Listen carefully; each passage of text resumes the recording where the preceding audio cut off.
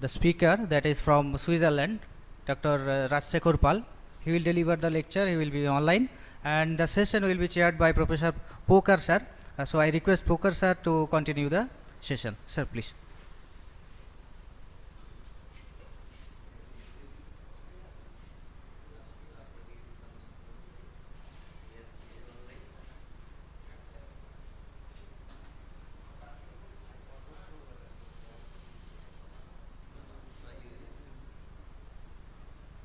And I also invite Professor Prabhakar sir also to deliver after this session, this same session, this lecture, then that after the session. Please, sir.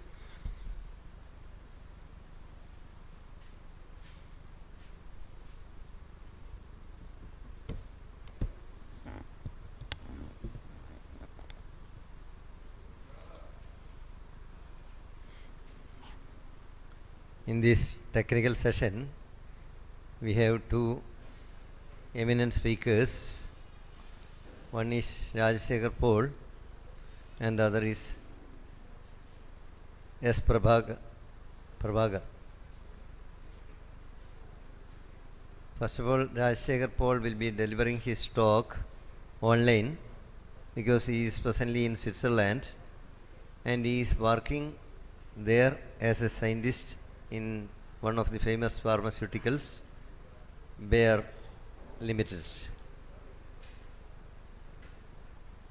Anyway, he is much interested in human sciences, and his interest and achievements in studies shows that he has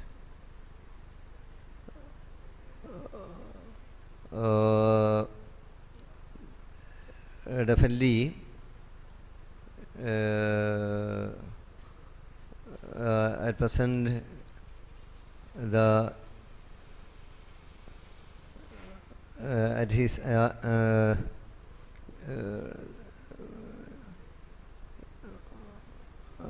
what I wanted to mean is actually that although he is working in as a professional in pharmaceuticals, his achievements in educational field shows that he is genuinely interested in human sciences, and as such his enthusiasm and poetic mind has invited him to talk on this occasion. He is related to many WHO recognized institutions, and he has got so many achievements, and deeply rooted in Indian culture while globally attuned. He maintains strong family ties. His parents live in Kolkata. Dr. Paul travels in Kolkata 3-4 times a year, upholding familial values and responsibilities. Anyway, let us hear Dr. Rajsekhar Paul. So I invite Dr. Rajsekhar Paul to deliver his talk.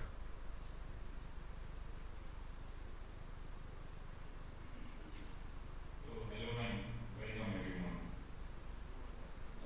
First of all, I thank you, my friend Dinesh, for inviting me. Let me share my screen and please let me know if you can see the screen. Can you all see the screen? Just one.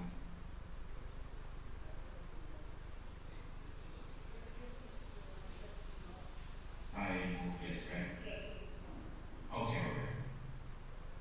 So yeah, my topic, I got like more than half an hour, 40 minutes. So I'm based in Switzerland, as the speaker introduced me. So basically I'm a scientist in pharmaceutical field, working for a pretty long time here in Europe. And the moment he introduced the topic and this conference, that attracted my attention because, I'm more into general medicines for many years, over 2 decades now, the tribal medicine and the topic of your seminar is more on the indigenous people, tribal focus on more philosophy, society, general people and culture. So I was instantly very interested into the tribal medicine topic, mainly focusing on India, and then also since I'm half of my life in Europe, so basically also was interested to check what are there in this field in Europe. So I did some research, I did some studies on the comparison of India and Europe with regard to the tribal medicines, and I tried to keep a focus on Switzerland at the end, being the core of Europe or central country in Europe. So if you can see the slide, this is the standard modern day medicine, right? So we all buy this or get it prescribed from the doctor. You see the tablets and capsules and all these different injections, infusions, where I actually mainly work on. So that's my field. And then, oh, I'm getting some scrambles here. But so then when you really see the medicinal plants, can somebody remove these drawings, please? It's coming on my screen. Yeah, thank you. Oh, no, thank you. Please remove. So these are the standard typical medicinal plants from Assam. So as you can see that these two pictures looks very different, right? So that's mainly the topic today. So the current versus the ancient that we have already in the whole world, not just India, but how are the tribes, how are they, how did they live their life, and what kind of medicines they did, and how it is relevant in modern day as well. So tribal medicines you probably have seen while walking away through the street and others. I mean, you have seen probably there are a lot of jari booty and different kind of devices, some powders, some plants, some dry fruits kind of thing that you can find out normally in different places, but it has a very deep-rooted history. So this screen is now kind of gone. Can you, yeah, and I still see the drawings, lines. So getting back to 4,000 years from now, or even 5 to 6, that that Rig Veda was considered to be oldest possible on record available in India. That's kind of 4 to 5,000 years, so BC. So that's another 2,000 years on top. That counts some medicinal plant already.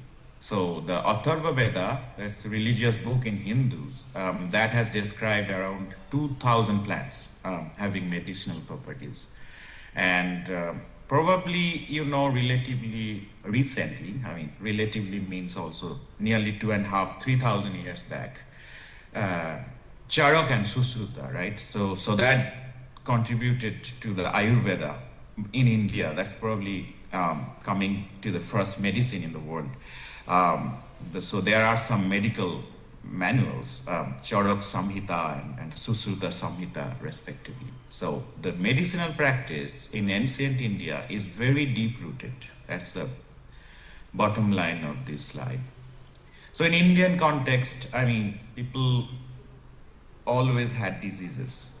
And in the beginning, let's say you go back 4,000 years, and then you really see that what is the belief. So the wrath of gods and effect of evil spirit, that's the way they were thinking.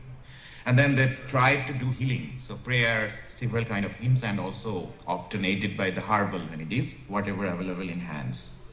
And in course of time, the science of medicine developed, which came to be known as Ayurveda, and that was formed. So if you know the traditional medicine, there is also WHO defined some sort of, I mean, I'm going to share the slides, so at the end, if you feel it's more text, then please skip some of the slides, or, I'm trying to be quick on some slides. So the traditional medicine is basically prevalent in every country, not just India or Europe or Asia. But since the beginning of any civilization, there has always been a traditional medicine that's called the TM. There is a definition of the Sigris, that's 1951 modern historian. So he said that every culture has developed a system of their own medicine, and medical history is one aspect of the history of culture. So whenever you write a book of history, medicine has always been an integrated part of that. So the modern allopathic medicine that we have, the allopathic medicine, so ever increasing price, there are different dangerous side effects. People have done scientific validations in many tribal knowledge of the medicine, and therefore more and more we have a greater awareness in India towards the tribal medicine. So the study of the tribal medicines assumed that much relevance in the context of health for all concept for the WHO.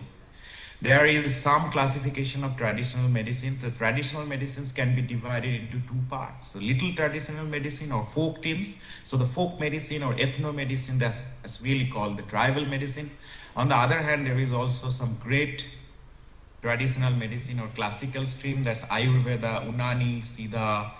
You know, nowadays we are talking a lot about yoga, homeopathy, naturopathy, and all this kind of thing. So this is from a task force report by Government of India in 2000. I'm sorry, I'm seeing the screen pretty yellow. So can somebody, fix this technical stuff, because it's quite difficult to talk when I'm seeing a lot of disturbances. Because the images are also not clear than what I wanted to show. Anyway, I continue. So now it's gone.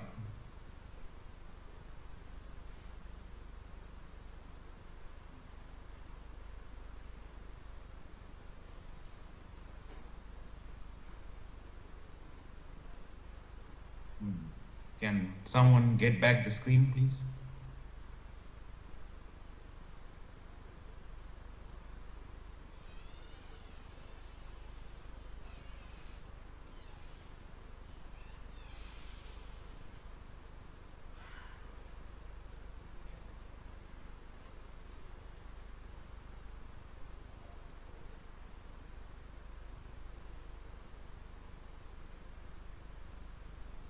I'm not sure if anyone is there.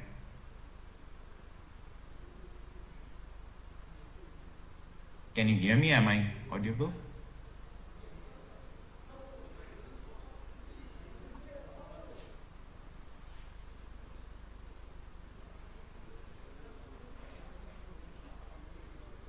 Yes, sir, we are hearing you.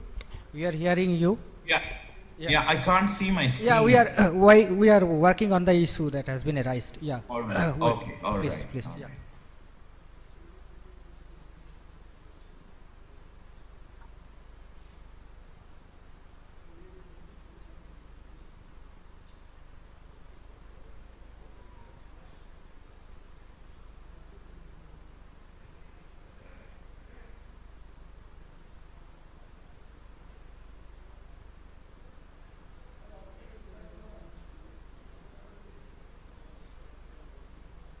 So while you are fixing, I probably can continue talking a bit without the screen. So as you know, that India has a rich tapestry of traditional medicine practice like Ayurveda with most recognized systems so far, and that has been recognized all over the world, kind of Ayurveda that's originated from India. In ancient texts, we have also seen that Ayurveda emphasizes a holistic approach to health, focusing on balance between the body, mind, and the spirit.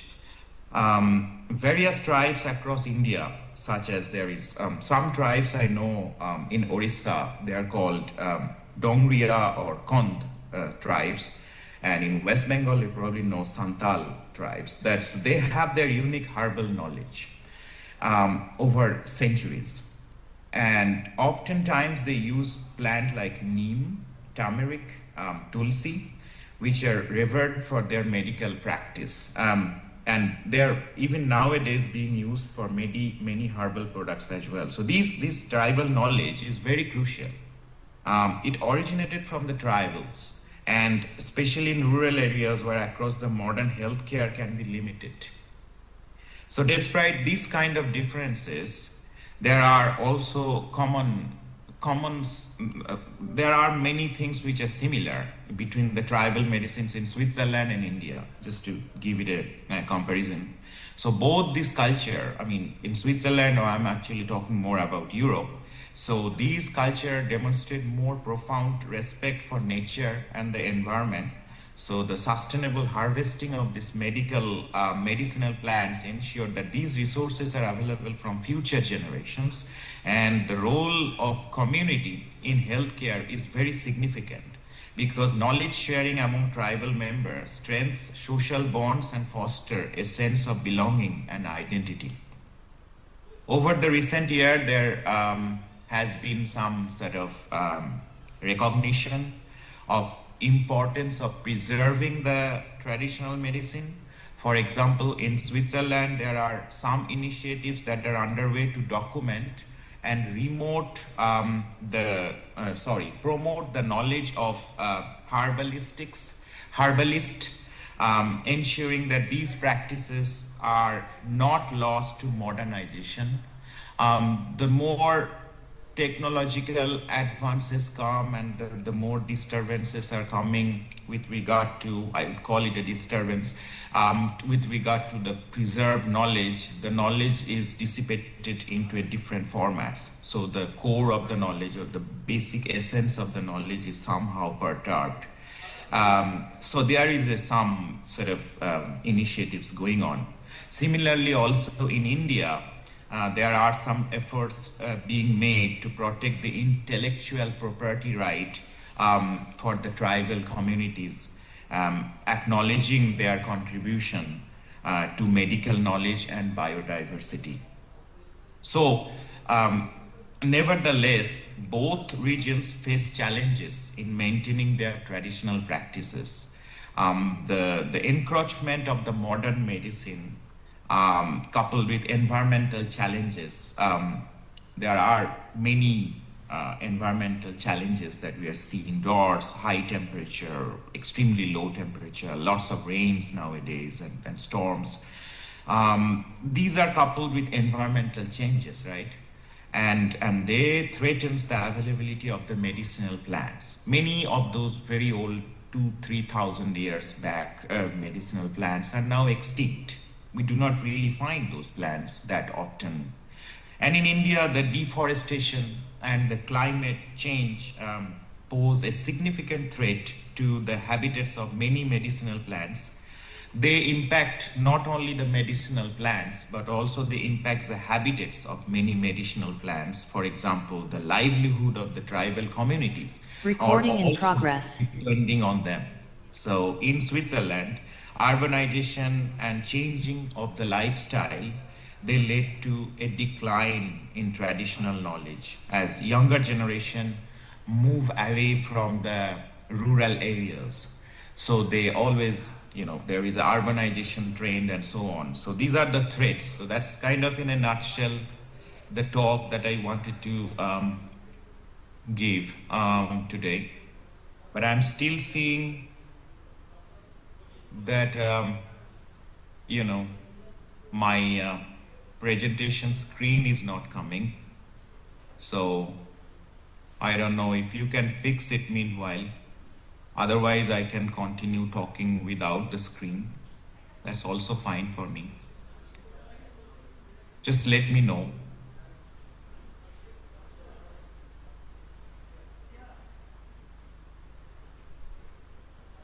Yes, sir, it is now. It is visible. Yes, it is visible now. It is coming. All right. Yeah. Okay. Yeah, Okay. yes, So yeah. I share my screen once again, Yes, sir. and Please. then let me know if you can see back the screen. Is it? Yes, it is absolutely clear. Yes. Okay. it is. Perfect. Perfect. Perfect. Great. So I was on that slide. So some of you know that there is also the dant dhavani or brushing. So Ayurveda recommends the chewing the stick in the morning as well as after meal to prevent some diseases. I mean, yeah, okay, it's going on and off. Anyway, so brushing practice using a stick of a plant was really something that has started with very ancient tribes. The neem, that is the, we have margosa, or this is a famous herbal chewing gum actually, or chewing stick. Modern day chewing gums came very late, but the fresh stems of, let's say, there are also some black kind of tree, or Arjuna tree, that's the Tarmalia Arjuna, that can be also used in brushing other than neem. So that's something I wanted to say. At the same time, what I also wanted to say is that the traditional medical practice ये लो मेरा strategy painting और मुझे भी SAARC बना दो, मुझे तो from the बर्दाश्त ही नहीं हो रहा है। 2 WHO. मिनट रुको, तुम्हारा भी बनाता हूँ। मुझे तो पसीना आ रहा है, बस बनने ही वाला है। ये लो बन के तैयार है तुम्हारा सार्क। अरे वाह, मैं तो सच में सार्क बन गया। चलो अब मैं चलता हूँ। ये लो, और अब मेरा भी ड्राइंग बना दो। ओके, अभी बनाता हूँ, रुक जाओ। अरे ये So can I share back? I mean, this is, I'm really sorry, but it's a bit disturbing. Can you see the screen again? I mean, it would be really good if Yes, you sir. Yes, can sir. Now it is okay. stop Yeah. other things Thank you. for Sorry, sorry, next sorry. 10 minutes, 15 minutes, so that I can finish and play the nice songs. So the 80% of the population of developing countries rely on the traditional medicine, mostly plant drugs, for their primary healthcare needs. There are natural, non-narcotic, and no side effect. 705 tribal communities. These data are a bit older, but as you can see, more than 700 tribal communities, 227 ethnic group, and nearly 5,000 villages are still practicing the tribal medicine practice. And the tribal medicine knowledge is actually the basis for new drugs for the modern medicine. Now, overall, there are different tribal medicines, the Gond, the Santals, and multiple other communities, and they use medicinal plants and herbs and rituals for spiritual healing, and Ayurveda and folk medicine, they are actually also overlapping. The government is recognizing some of the medicines, and there is also Ayush Ministry, or the integration effort. So I'm focusing on India now. So Ayurveda is one of the very ancient system of medicine. Not going too much into detail, but I mean, I wanted to give the message that there are different approaches to Ayurveda. There is a holistic approach, like both systems of health and balance are spiritual well-being, so physical, mental, and stuff. There is also natural remedies, so they rely very much on the plants and minerals, not just the plants, sometimes it's also minerals or natural resources. And then also there is an emphasis on prevention. So both systems basically prioritize preventive measurements to maintain the health and avoid illness, such as dietary recommendation. There is also lifestyle practice and spiritual practice and so on. So Ayurveda and tribal medicine are two different things. So Ayurveda is more like a branch out of the tribal medicine, which is much older. And Ayurveda, there is a relationship between human and environment and so on. There are, so these are the real differentiation. So there is documentation difference, codification difference, there is formalization of knowledge difference, and geographical scope is also very different, because Ayurveda has spread beyond India and is practiced globally nowadays since last 100 years, or even longer probably. But tribal medicine is often in a particular communities, and they are staying in their local environment. So overall, there is some overlap and integration. Overall, I'm not going too much into detail because of time. There is also homeopathic. So, I mean, many of you have taken treatment from the homeopathic. So these are oral, and they are basically having some sort of small glass or warm water to relieve the dryness, to take the mouth more comfortable, this kind of thing.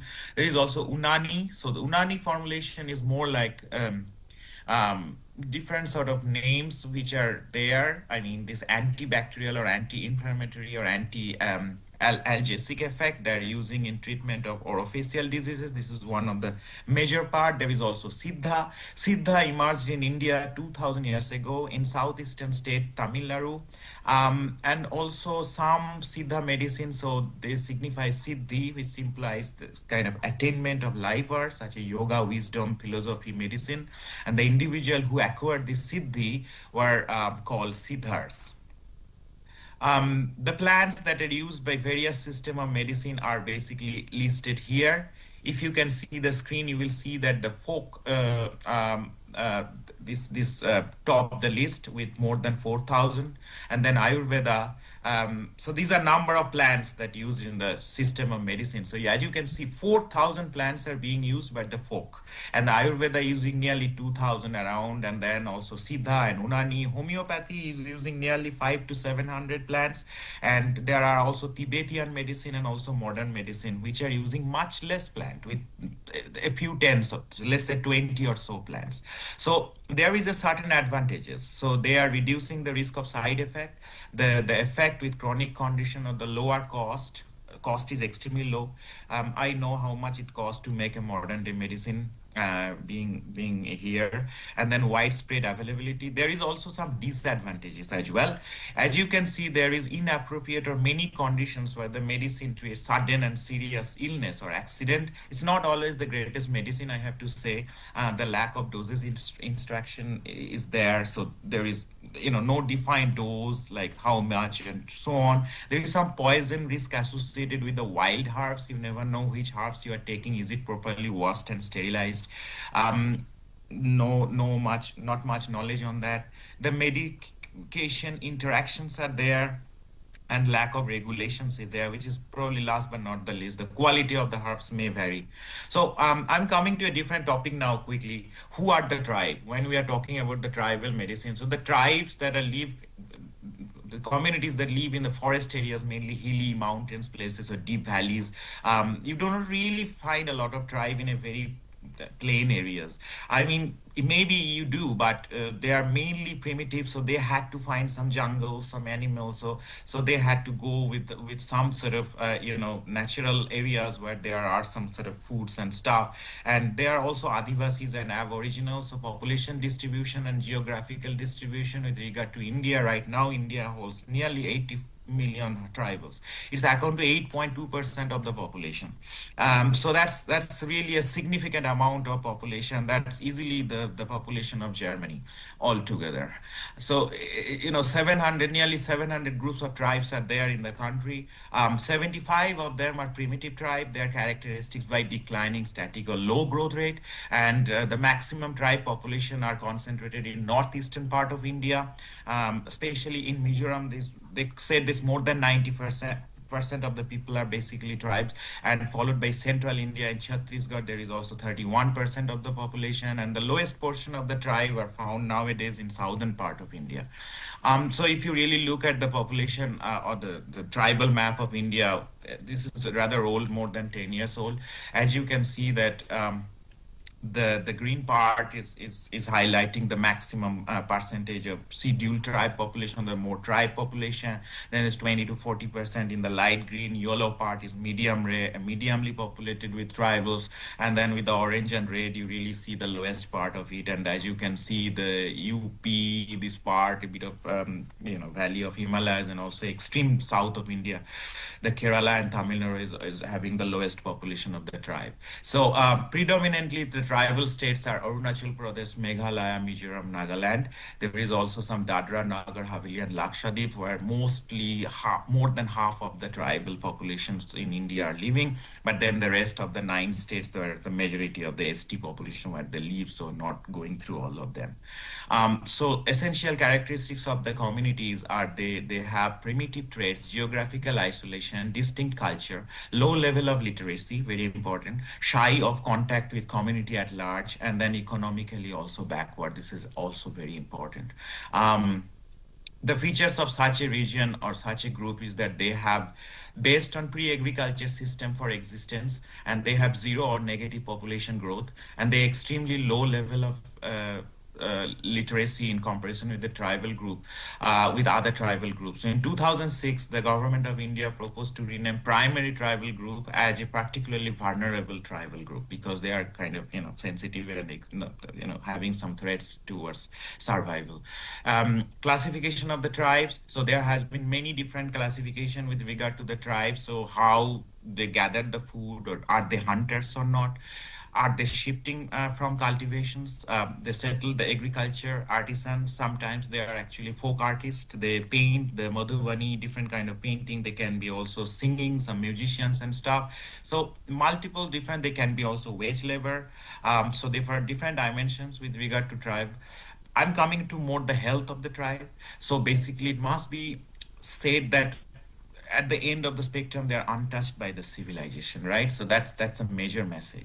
So these groups inhabit the forest that are closely linked to every aspect of their life, and must be stressed that these groups generally enjoy healthy lifestyle. So that's very surprising. So basically they do not have a lot of civilization life, but at the same time they are very healthy.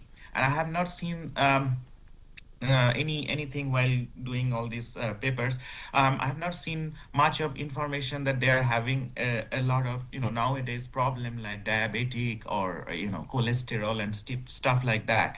So it's certainly something that so I see again some yellow blur. So it's certainly something that actually very surprising that these kind of tribal people have always led a very healthy life. But that's not the end of the story, because is it coming again? Just need to share. Can you see it again?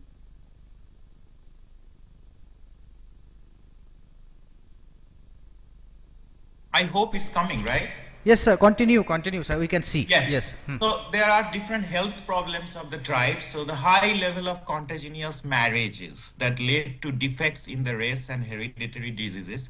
There is high prevalence of sickle cell anemia and other genetic diseases. They have a very high fertility rate and low institutional delivery rates. So the higher maternal mortality and infant mortality compared to the national average. They always top the list compared to the national average. And then there is also inadequate immunization status. And lastly, they have also high prevalence on the malnutrition, especially among the preschool children. That's not the end. They have also other stuff such as tropical disease like malaria and parasitic disease, increasing the burden of non-communicable diseases such as diabetes. Yeah, but they never communicated as such. Then there is also the KFD. This is Kaya-Snur forest disease. That's a looming threat to the forest tribes who are mainly located in central forest area, and sometimes they're even dying occasionally. Healthcare facilities are absent in lacking, several terms of infrastructure, personnel and finance, accessibility and availability. There is poor hygiene and sanitation. I have been talking, and there is also poor health-seeking behavior overall. So the tribal welfare programs are there in India. There are different agencies or different schemes that are actually in India, such as Integrated Tribal Development Project, Nursery Cum Women Welfare Centers, Midday Meal Scheme, or Janoshala program, tribal alternative education program that has been started pretty much early 2000, and then also schemes for strengthening the education among scheduled tribe girls in low literacy district. There is also incentives for education and ashram school also in some tribal areas. So just continuing with the list, there is also pre-matric hostels, post-matric hostels. There are also grant in some aid scheme in welfare of scheduled tribes. There is scholarship. Multiple scholarships are available. And then there is also Nava Chetana scheme. I'm not familiar with all these, but I found out all these stuffs, that Natural Overseas Scholarship or Book Bank scheme. I'm particularly working with some people with the Book Bank, and then Central Section scheme for the gradation of the merit for the SC/ST student. And there are multiple other things like Tribal Research Center, and lots of books and studies are going on with the tribal. Coming back to the medicine, tribal medicine in India are basically, again, just repeating my previous slide. So they are basically coming from local culture, nature-based knowledge, and spiritual belief. You see some sort of pictures down there. These are the plants that are available in tribal areas, and then how they make the paste or the powders, they dry it or make it liquid or gel or stuff like that. In the right side, you see one of the tribal medicine practitioner is practicing the medicine in his area. And there are different nature-based healing, the traditional seekers, healers, spiritual and rituals aspect, holistic approach, and community. This really comes to Ojas, the Vagas, the Dishas, the Vaigas, and so on, which are the traditional healers. They serve as modern day doctors or spiritual guides or counselors, as we can say. The spiritual or ritual aspect are mostly the ritual practice, evil spirit, violation of taboos. This is involving more the body, soul, community, and the nature. And finally, the holistic approach is more mental, emotional, and social. Um, Not coming too much into detail of all these detailed text, but I'm coming more to the importance of the tribal medicine. Why tribal medicine is so important? Because tribal medicine preserves the biodiversity. The tribal communities play a key role in protecting plant species such as they used in medicine. They are also sustainable practice, so they are very eco-friendly without any industrial processing, no added chemicals, the no processed chemicals, and the less they can add or process, the more healthy and bio it is. So biocompatible it is, accessible and affordable. They are coming from very remote areas where modern healthcare is limited, but still they are keeping a healthy lifestyle. So they are affording it, which is very good. And cultural identity, the tribal medicine is an essential part of the Adivasi heritage and cultural resilience. Nevertheless, they are facing some challenges nowadays. I mean, not just nowadays, it's also over the years that there is some socio demographics and economic status. They do not really have enough job opportunities. Their health status are not regularly checked. They are often migrating as daily wage laborers to different areas, and they migrate, and therefore they cannot retain. And when they migrate, they start to live there for another generations or so. They never come back, many of them. The modernization and the neglection is there. So they kind of neglect the modernization. The loss of knowledge and education is playing a critical role to that, and the lack of recognition. Mainstream health system often totally ignore or dismiss the tribal practice, which we need to revive and generate the consciousness or the awareness among us that the tribal medicine is equally important. The exploitation is also there. There is also biopiracy and commercial exploitation of the tribal knowledge without any fair compensation or credit to them. And then there is also legal and regulatory barriers, and standardization and scientific validation is also there, or missing the validation is there. In which direction the tribal medicine is going? So talking about future, we need to document the tribal medicine in a proper way to preserve this knowledge, which is over hundreds of years or even thousands of years. Integration. We need to bridge the gap between the traditional and modern medicine, which is very crucial to provide the comprehensive healthcare. We need to do cultural sensitivity. So the modern day healthcare provides need to aware and respect the tribal healing practices. And we need to keep the sustainability that they have been keeping over the years and centuries. So we have to protect the forest, and we need to ensure that the sustainable use for medicinal plant is also vital for the continuation of those communities of tribes who are living there. Financial barrier is there. In future, they are getting lack of healthcare services, so which includes the diagnostic testing. They do not oftentimes have the proper diagnostics, and then also this provides a challenge to them.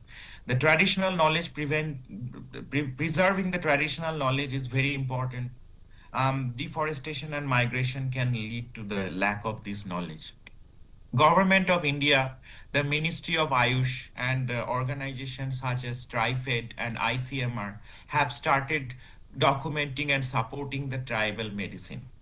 There are also ethnobotanical studies that have showed that the tribal medicine has scientific values, nothing to ignore really, especially for chronic and lifestyle diseases, and integrating tribal knowledge with modern system is being explored under this TKDL, that's the Traditional Knowledge Digital Library, and Ayush research programs. Tribal medicine, just to finish this, with regard to Europe, Europe doesn't have tribe as such. So now I'm just moving from India to Europe. So India or Africa is a very different chemistry with regard to tribal medicine, but Europe do not really doesn't have tribes. They had old ethnic groups.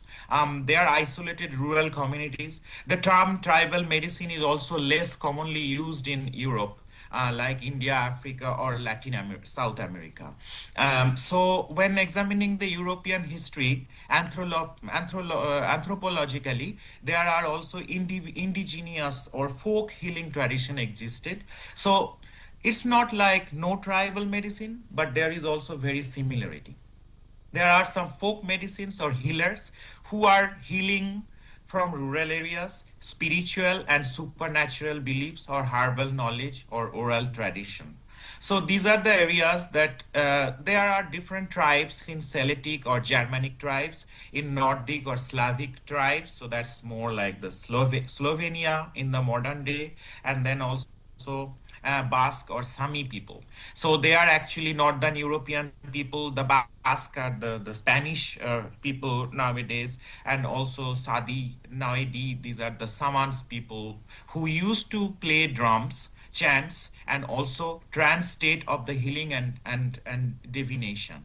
I still see a green kind of shadow, but I can continue. So overall, with the rise of Christianity in Europe, the religion effect, and later scientific medicine, this traditional system often level as superstition or witchcraft. Yeah, especially during the events like European witch hunts. There was an event. If you would like to research on that, you could see. And there is also. Sorry. Yes. Please conclude, since time is very limited. Okay. Okay. Yeah. So I am going to end this with regard to some sort of last slides with regard to what is available with regard to the tribal or the, let's say, the herbal medicine. So you have probably seen this kind of flowers and plants that are chamomile and edelflower, this kind of thing. You have also seen some non-medical healers with this kind of alpine folk medicine in Switzerland. That's kind of very common flowers. And the right side you see the Edelweiss picture, and the Swiss support for medicinal plant and research in conservation are ongoing. Just to conclude, India and Switzerland, there is some original difference with Ayurveda links, and Switzerland is alpine folk. Knowledge center is oral community based. Switzerland is folk to modern transition.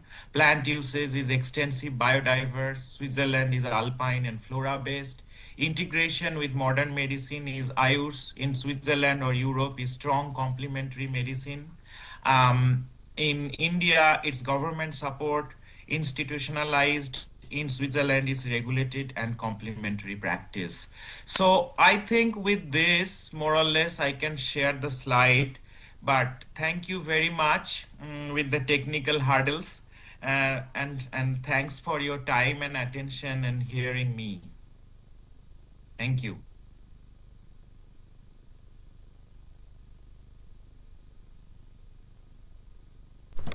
Thank you, Rajshekhar Paul, for your nice detailed presentation, especially focusing on the indigenous medicine, which will be very useful academically as well as socially. Thank you once again. Now we invite. Yes. Have a nice day, everyone. Okay, good. Now I invite Professor S. Prabhakar. He is basically Professor of English. However, he is Dean of Faculties of Indian and Other Languages, Chair of School of Language and Chair of School of Education. And above all, he is holding ICSR and Tamil Nadu government projects, and he will be presenting a paper on I think indigenous medicine itself. Yes, yes. Based on his own field study and all. It's not some textual study, it is based on his own field study.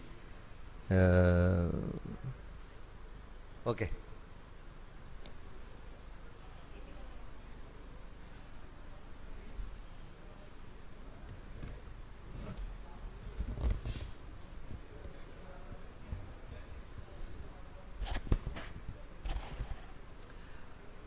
Respected Chair,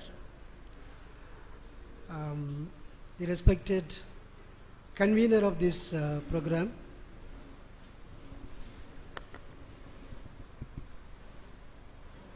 Dr. Dasrath Murmu,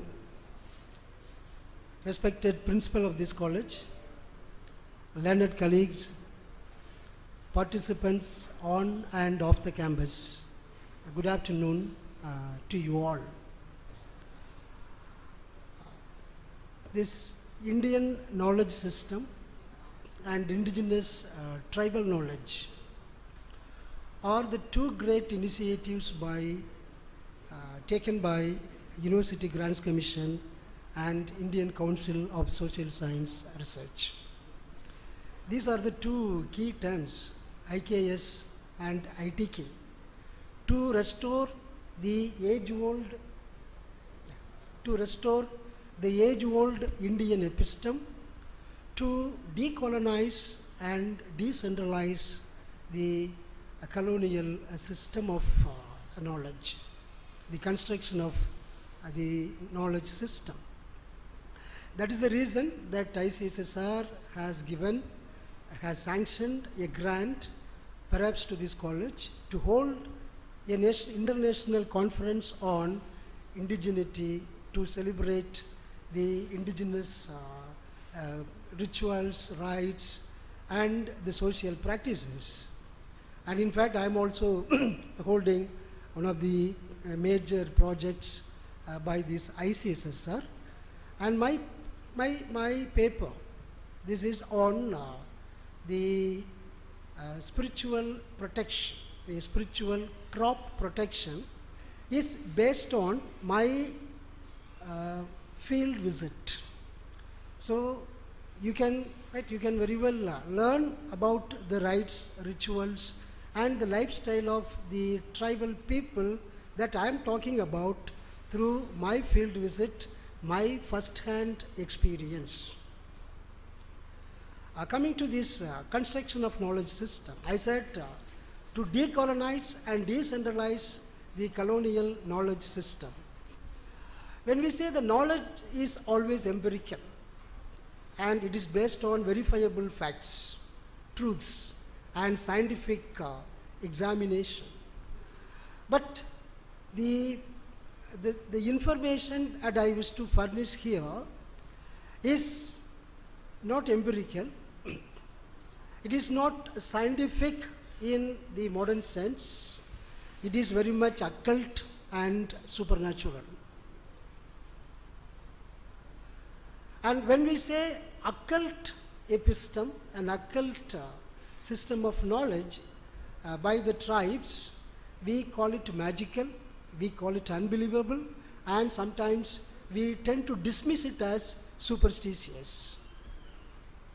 I have been through the Kani tribes of the Western Ghats region of Tamil Nadu and Kerala for the last 4 years, doing projects, ICSSR projects on the socio-linguistics, and now I am working on the Kani tribal performing arts with text analytics. We are analyzing the text, the orature, the oral traditions of the Kani tribal people with an intervention of artificial intelligence, and we try to create a new episteme forming or rather exploring the text analytics of the orature of the Kani tribes. So my paper is purely based on my first-hand experience with 4 years of learning, living with the Kani tribes and understanding their occult practices. And the title that I have given in my abstract is traversing through the history of the tribes and the Kani tribal agricultural protection. Right? And this agricultural to protect their agriculture, to protect their farms, they follow a different methodology, and what they call Aanai Kodudi. Right? Aanai Kodudi. This Kodudi, Aanai in Tamil and of course in Malayalam and in their Kani language it means elephant. And we all know pretty well that Western Ghats is Western Ghats, it is older than Mount Himalayas. And Western Ghats in Tamil Nadu, Kerala and that region is considered the hottest of the hot biodiversities in the world. One of the 7 hottest biodiversity is the Western Ghats, which is older than Mount Himalayas. When we claim that it is older than Mount Himalayas, if the region is older than Mount Himalayas, then you can think about the inhabitants of the region, their knowledge system and their social practices, which could be older than Mount Himalayas, the residents of the Mount Himalayas and their practices. So this Aanai is an elephant and Kodudi is an oblatory practices, oblation. It is an offering, right? It is an offering to their deity, asking them to protect their crop, to protect their farms and protect their agriculture. The farm is not just a garden, it is a mountain, uneven landscape, and we have got lot of elephant trenches that I have gone through. I was very much in the region, and I have gone through their practices. I have witnessed their practices, and I also witnessed those who are working on tribal literature, tribal studies, they know pretty well. I don't know about Bengal, Assam and other places, but in Tamil Nadu and Karnataka, to write the word forest, you need the permission from the forest department. Right? You need to get, because this is the, I've said this is UNESCO heritage, a UNESCO's hottest biodiversity region. So you cannot reserve forest, you cannot enter into the forest as such. And the species, the biospecies is rather very rich in the sense, I was listening to the Swedish academicians' presentation about the medicine and other things. It is the Western Ghats, I would say, the hub of Indian medicine. And that is why there are a lot of myths associated with Agastya, right? Agastya Muni and this Siddha medicine, right? Agastya Muni and Siddha medicine because of this Western Ghats region. And coming to the point that I would like to inform or speak on, this Aanai Kodudi, it is a spiritual practice.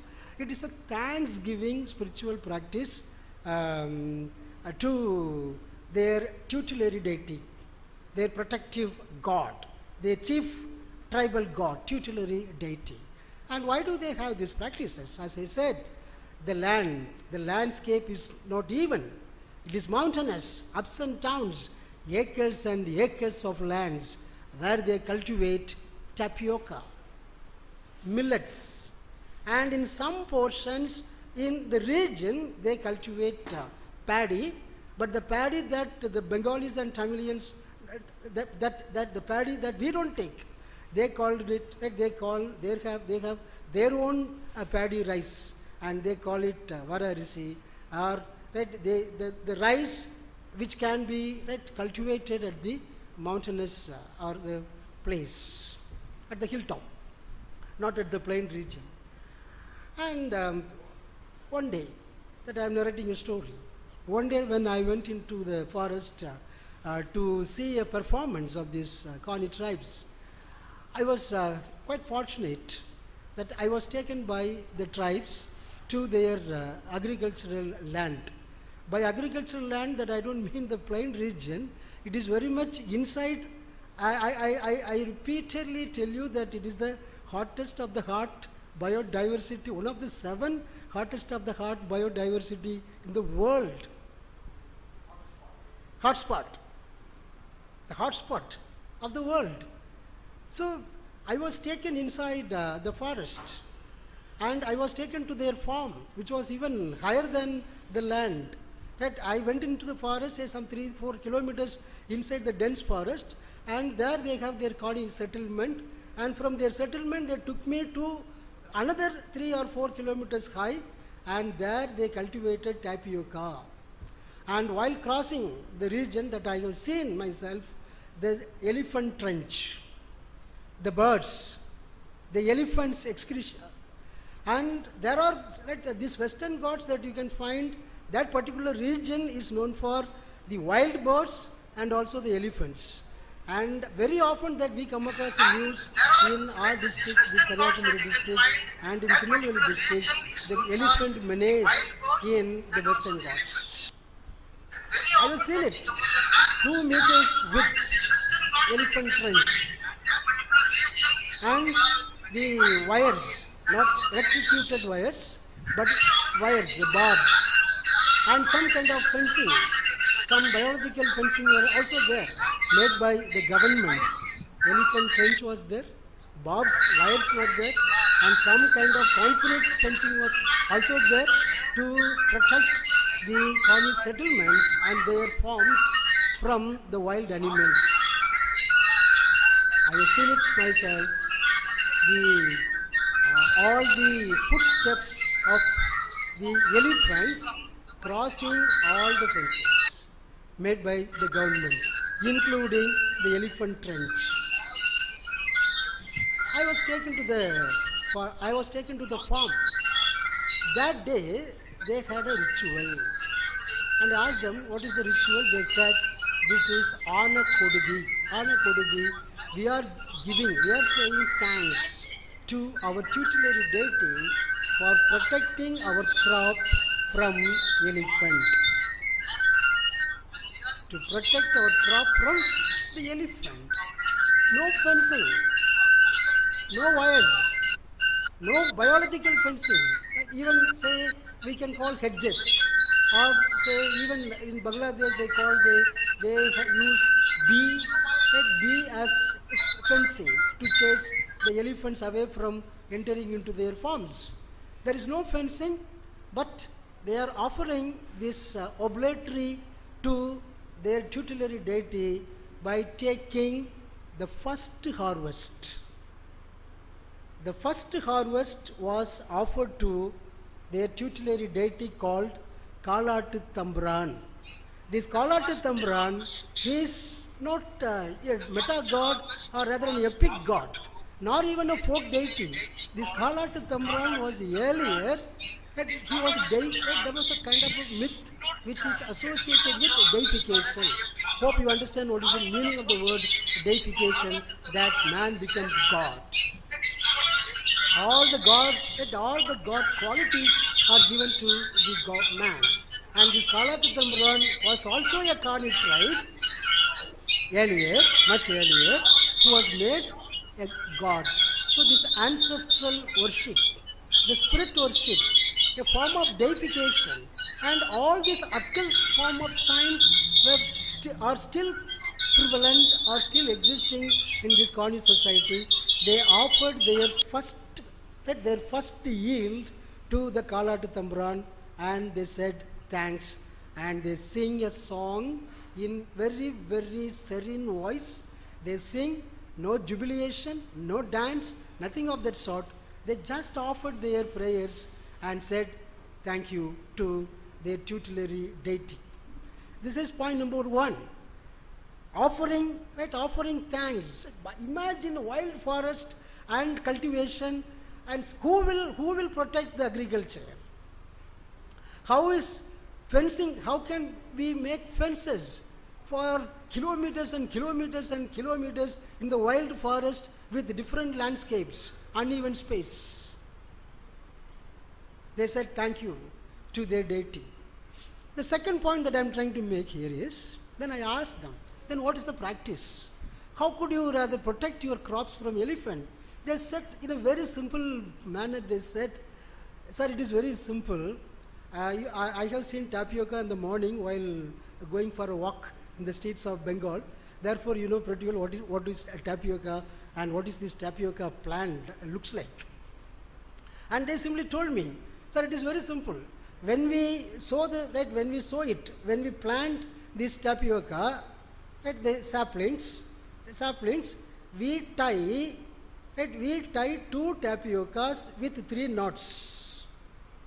Imagine, we tie 2 tapioca saplings with 3 knots, and we leave it to Kalatutambran, our tutelary deity, and we would say, come on, you take care of our plant, you take care of our agriculture.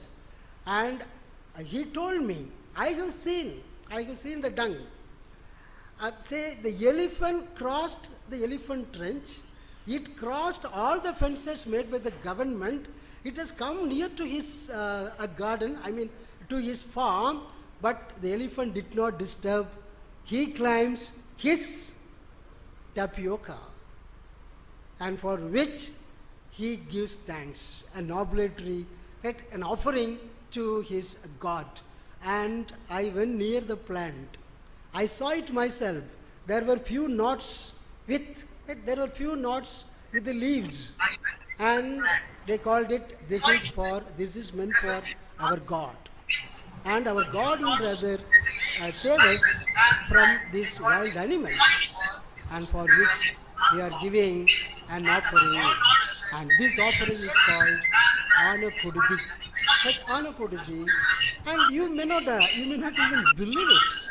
How is it possible? This is possible. This is being practiced even now. How could one cultivate in mountains? How could one make fences? Then what element can protect them? To us, it is magic. To us, it is superstitious. To us, it is occult. But to them, it is their belief system. It is their practice. It is their science. And they have been practicing it for ages together, and the farmer said, nowhere, at no time, that our agricultural field was disturbed by these wild animals when we make this offering to our deity Kalatutambran. So with this background, let me try to be scientific about the paper. What do I mean by this Kani Anakodudi, a spiritual fencing from elephants?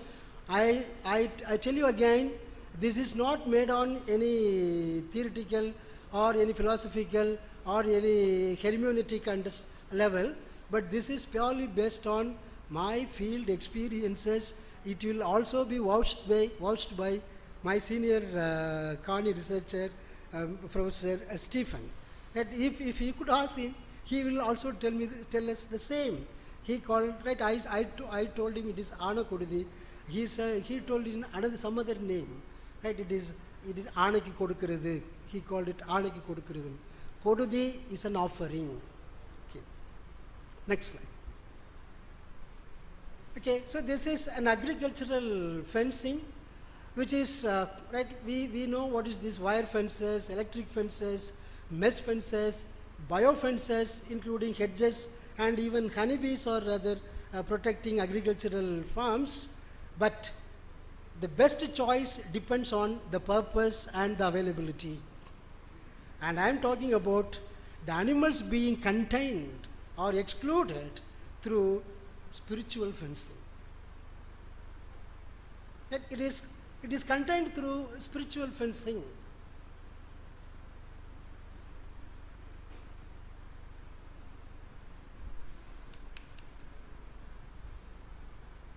It's not functioning.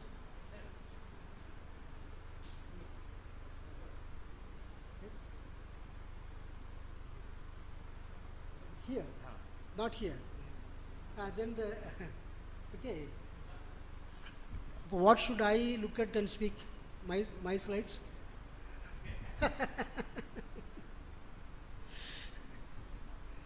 Okay, you go to the next slide, please. Next slide. So this is the Kani settlements, the location that I am talking about.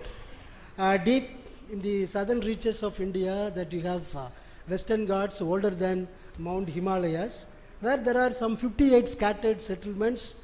The scattered settlements, it fits into all the definitions given to the tribal settlements, totally excluded, isolated, away from the mainstream society. 58 settlements in Tirunelveli and Kanyakumari districts. As the Kani gradually integrate into the broader society, the ancient customs, language and traditions are endangered still. They practice their spiritual healing. Perhaps Dr. Stephen will be speaking on that tomorrow, and spiritual protection, and of course their governance is also spiritual. Okay, so spiritual healing, spiritual protection and spiritual governance, spiritual cultivation. I call it spiritual. You may call it occult. Somebody may call it superstitious. It all depends upon the perspective or the politics of signification, but still they practice. So this is brief about this Ane Kodadi. This is an for academic interest that I have given a definition. I have given a description. Animals attacking farms and crops is a tough challenge worldwide. And however, cultivation in the wild mountain forest. Say this is like, there is a place in Western Ghats, it is called Injikuli. And Injikuli, nowadays no one can enter into this Injikuli place. This Injikuli is like Serapunji. Like Serapunji in Mount Himalaya, Injikuli experiences rain every day.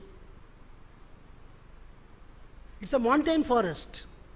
That Western Ghats is a mountain forest with various challenges, and say the wild animals like elephants and birds often attack the farms, and these Kanis, they present an attempt to delineate, this is a spiritual practice followed by the Kani tribe to protect their crops from the elephants and its subsequent oblation to their tutelary deity Kalatu Tambran. This practice, documented as indigenous traditional knowledge, I call it ITK. This particular practice is indigenous tribal knowledge, and we have, I have given all the empirical examples and evidences in my next slides. What does it actually mean by? And this Kalatu Tambran, the chief tutelary deity, is offered the first yield. So this is a spiritual practice. And why this spiritual practice? Next slide, please. So this is a ritual context and process where the ritual involves a community prayers, offering to deities, and it is a symbolic acts, very, very important. It is a symbolic acts asking for forgiveness. And asking for forgiveness when forests are cleared for cultivation. This is, I said in the beginning, it is a thanksgiving ritual, and it is also a ritual which seeks forgiveness from their god, nature. Because the Kanis, they follow shift cultivation. The shift cultivation, which means burning the land and cultivating the place. So they will erase the land first. They will rather ban it, right? They will char it, and then they cultivate. So this particular Kodadi is offered.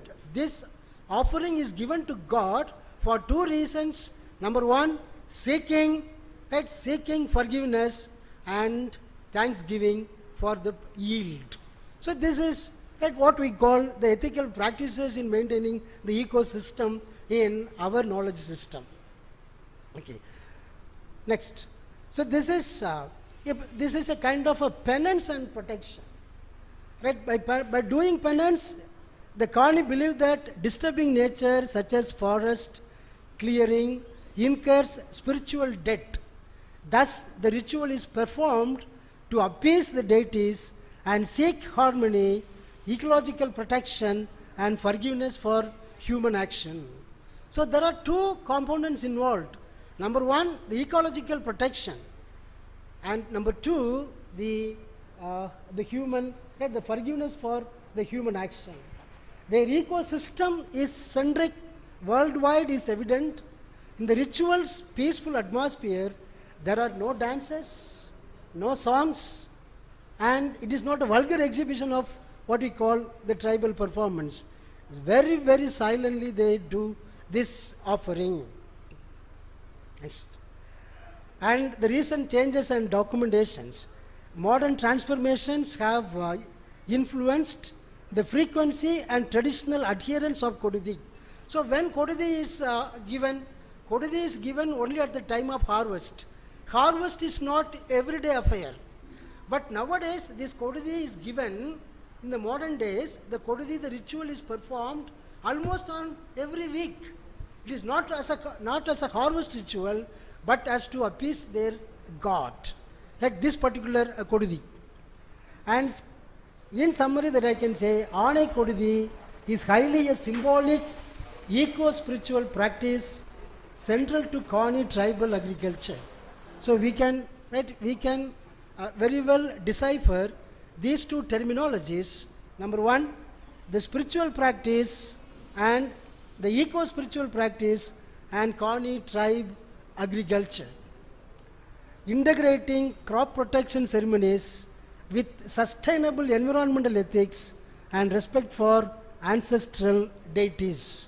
And this will form, this will constitute, if we try to work on the spirituality behind or the spiritual knowledge behind this kind of obligatory offerings, obligatory rituals practiced in the tribal community, we can have a parallel, not a paranormal, a parallel knowledge system reinventing, restoring our Indian knowledge system and of course the indigenous tribal knowledge. Thank you very much.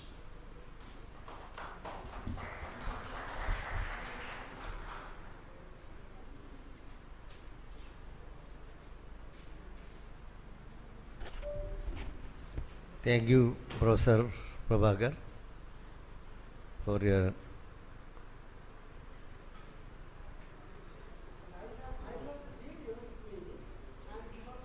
exposition of your own inventions. Anyway, this is a very controversial paper, I think. So, if you are interested, we can have 5 or 10 minutes discussion, because every community is having so many faith, so many spiritualities, rituals, systems of treatment, so on and so forth. But when it is scientific, it needs to be repeated under the same conditions. And in such sense, we say these things has the generalization in logic. So I think this paper needs more and more discussion. I invite, if you are interested.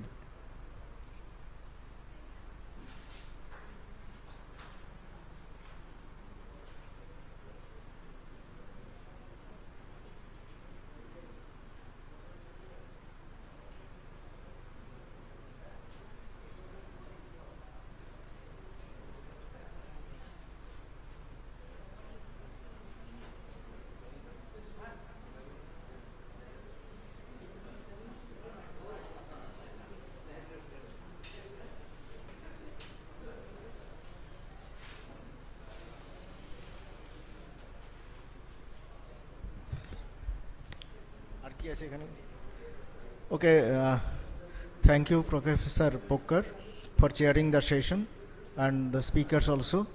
We are running late little bit.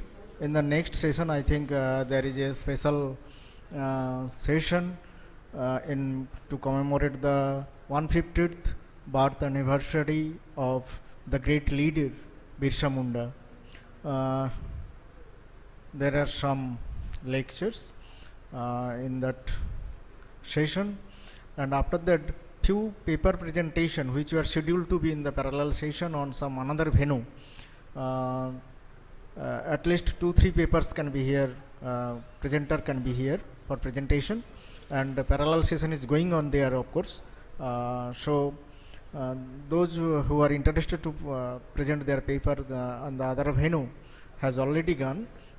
So I think now the people who হ্যাঁ নিয়ে চলে যান কি কি থাকলো একবার দেখে নেবেন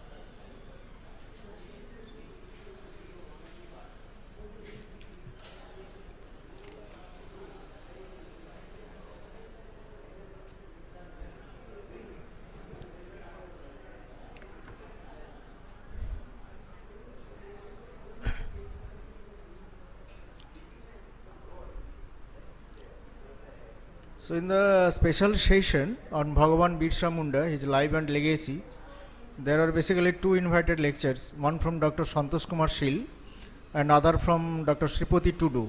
I think Sripati Tudu will join online. So now I invite Dr. Santosh Kumar Shil to be to sit in the dais. Dr. Santosh Kumar Shil, sir please. Dr.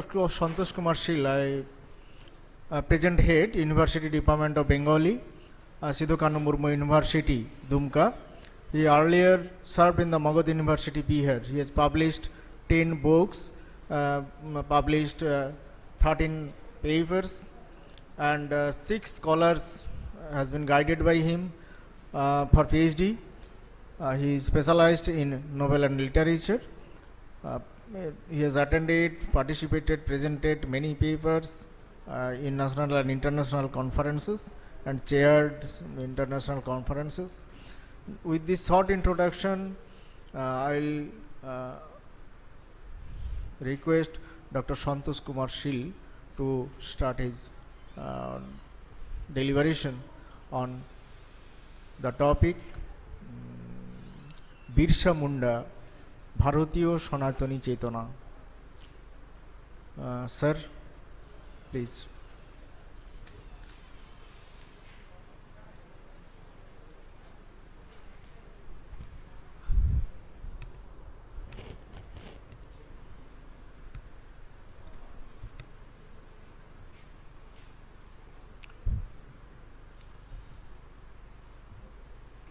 ছাত্রছাত্রী অনেক কমে গেল, মনে হয় থাকলে আরো ভালো হতো। হ্যাঁ আছে, চলছে। স্টুডেন্টগুলো যারা রিসার্চ স্কলার নেই, স্টুডেন্টগুলো আছো, আর কাছে চলে এসো। আরে তোমাদের জন্যই তো এসছি, এসো কাছে চলে এসো, গল্প করো না। তোমরা ঘুম পাচ্ছে, গল্প করছো, আমি সেই জন্য একটু চেষ্টা করছি তোমাদের ওইটা থেকে।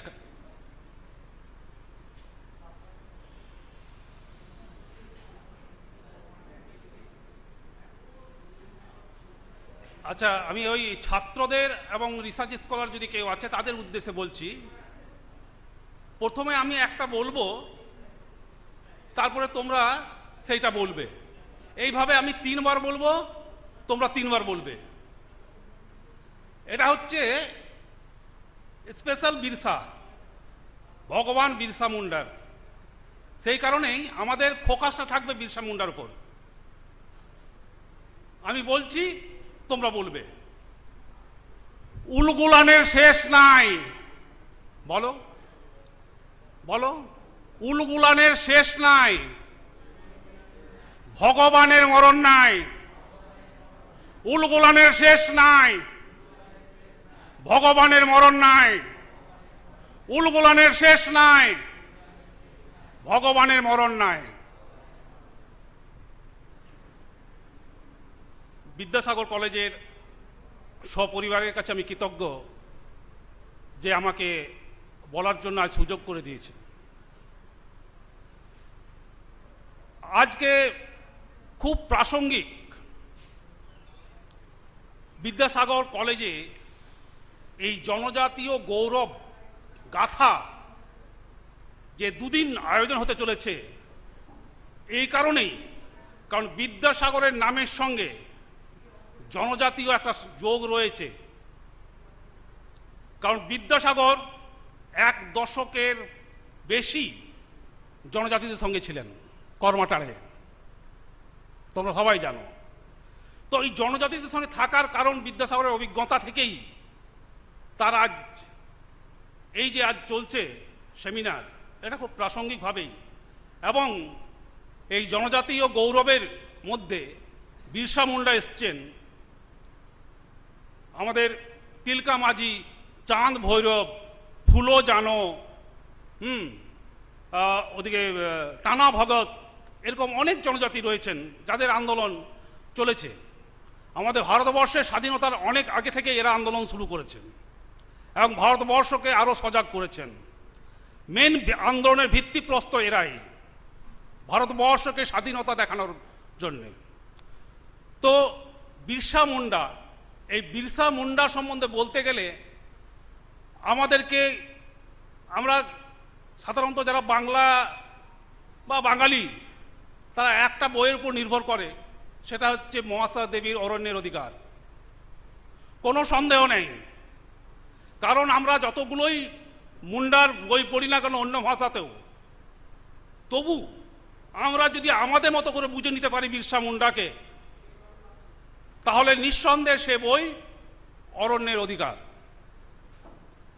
এবং আমরা জানি যে বিরসা মুন্ডার উপর আরেকটা যে বই যেটা লেখা হয়েছিল, the dust Sturm and hanging mist, Kumar Suresh Singh, সেটা অক্সফোর্ড ইউনিভার্সিটি প্রেস থেকে ছাপা হয়েছে। এবং এই বই পরবর্তীকালে মহাশ্বেতা দেবী পড়েন এবং সেটা লেখার চেষ্টা করেন, সেখানে বোঝেন। আমরা জানি যে মহাশ্বেতা দেবী এই অন্তজ শ্রেণীদের মধ্যে, জনজাতিদের মধ্যে অনেক কাজ করে গেছেন। বিরসা মুন্ডা 1875, আর এই বইটা বেরোচ্ছে 1975, অর্থাৎ 100 বছর। 100 বছরের মধ্যে বইটা বেতার জগৎ পত্রিকায় বেরোচ্ছে। এবং পরবর্তীকালে আমরা দেখলাম 79 একাডেমি পুরস্কার পেয়ে গেল বইটা। তো এই বইটার মধ্যে যেটা রয়েছে, আমরা যতই বই পড়ি না কেন, তবু এই বাংলা বইটার সঙ্গে একেবারে অনেকটাই মিল। এবং আমরা বিরসা মুন্ডাকে ঠিকভাবে জানতে গেলে এই বই আমরাও পড়ব। এখন ব্যাপারটা হচ্ছে, আমরা দেখেছি যে হুল বিদ্রোহ, কোল বিদ্রোহ, সিপাহী বিদ্রোহ, সর্দারদের মুলকি লড়াই, খেরোয়ার বিদ্রোহ, এগুলো আমরা দেখেছি। কিন্তু উলগুলান আমরা দেখেছি যে উলগুলানে নেতৃত্ব দিয়েছেন তাকে আমরা ভগবান বলেছি। বাকি যোদ্ধাদের, বাকি শহীদদের আমরা ভগবান বলিনি। এখানে আমরা বিরসার নাম নিতে গেলে আমরা ভগবান বিরসা। এই ভগবান শব্দটা এত বেশি তার সঙ্গে একাত্ম হয়ে রয়েছে যে বিরসার ভগবানের গুণটা এলো কোথা থেকে, যে মানুষ ভগবান তাকে মানল। কি কি গুণ রয়েছে তার মধ্যে? আয়ু তো কম, খুবই কম আয়ু। এত কম আয়ুতে কে ভগবান হতে পারে? এত কম আয়ুতে কে এত জনপ্রিয় হতে পারে? মাত্র 25টা বছর, মাত্র 25টা বছর। এই 25টা বছর, 25 বছর বয়সে, হ্যাঁ আমরা দেখেছি মহাপ্রভুর বয়স এমন কিছু বেশি ছিল না, কিন্তু তবু তিনি ভগবান হয়েছেন। কিছু গুণ ছিল, সেই গুণটা বিরসার কি রয়েছে? বিরসার মধ্যে গুণ রয়েছে যে বিরসা ছোট থেকেই মুন্ডাদের মতো ছিল না। মুন্ডাদের মতো তার নাক ছিল না, তার চোখ ছিল। তার মা বাবা প্রতিবেশীরাই বুঝতো না যে বিরসা কি মুন্ডাদের ছেলে। তার চেহারার মধ্যে একটা অন্যরকমই ব্যাপার ছিল। এইটা হচ্ছে তার একটা শারীরিক গঠন। আর একটা দিক কি ছিল, যে বিরসা কারো কথা শুনতো না, কারো কথা শুনতো না। জঙ্গলে পাহাড়ে গভীর থেকে গভীরতম জায়গায় ও চলে যেত, কোনো ভয়ই ছিল না।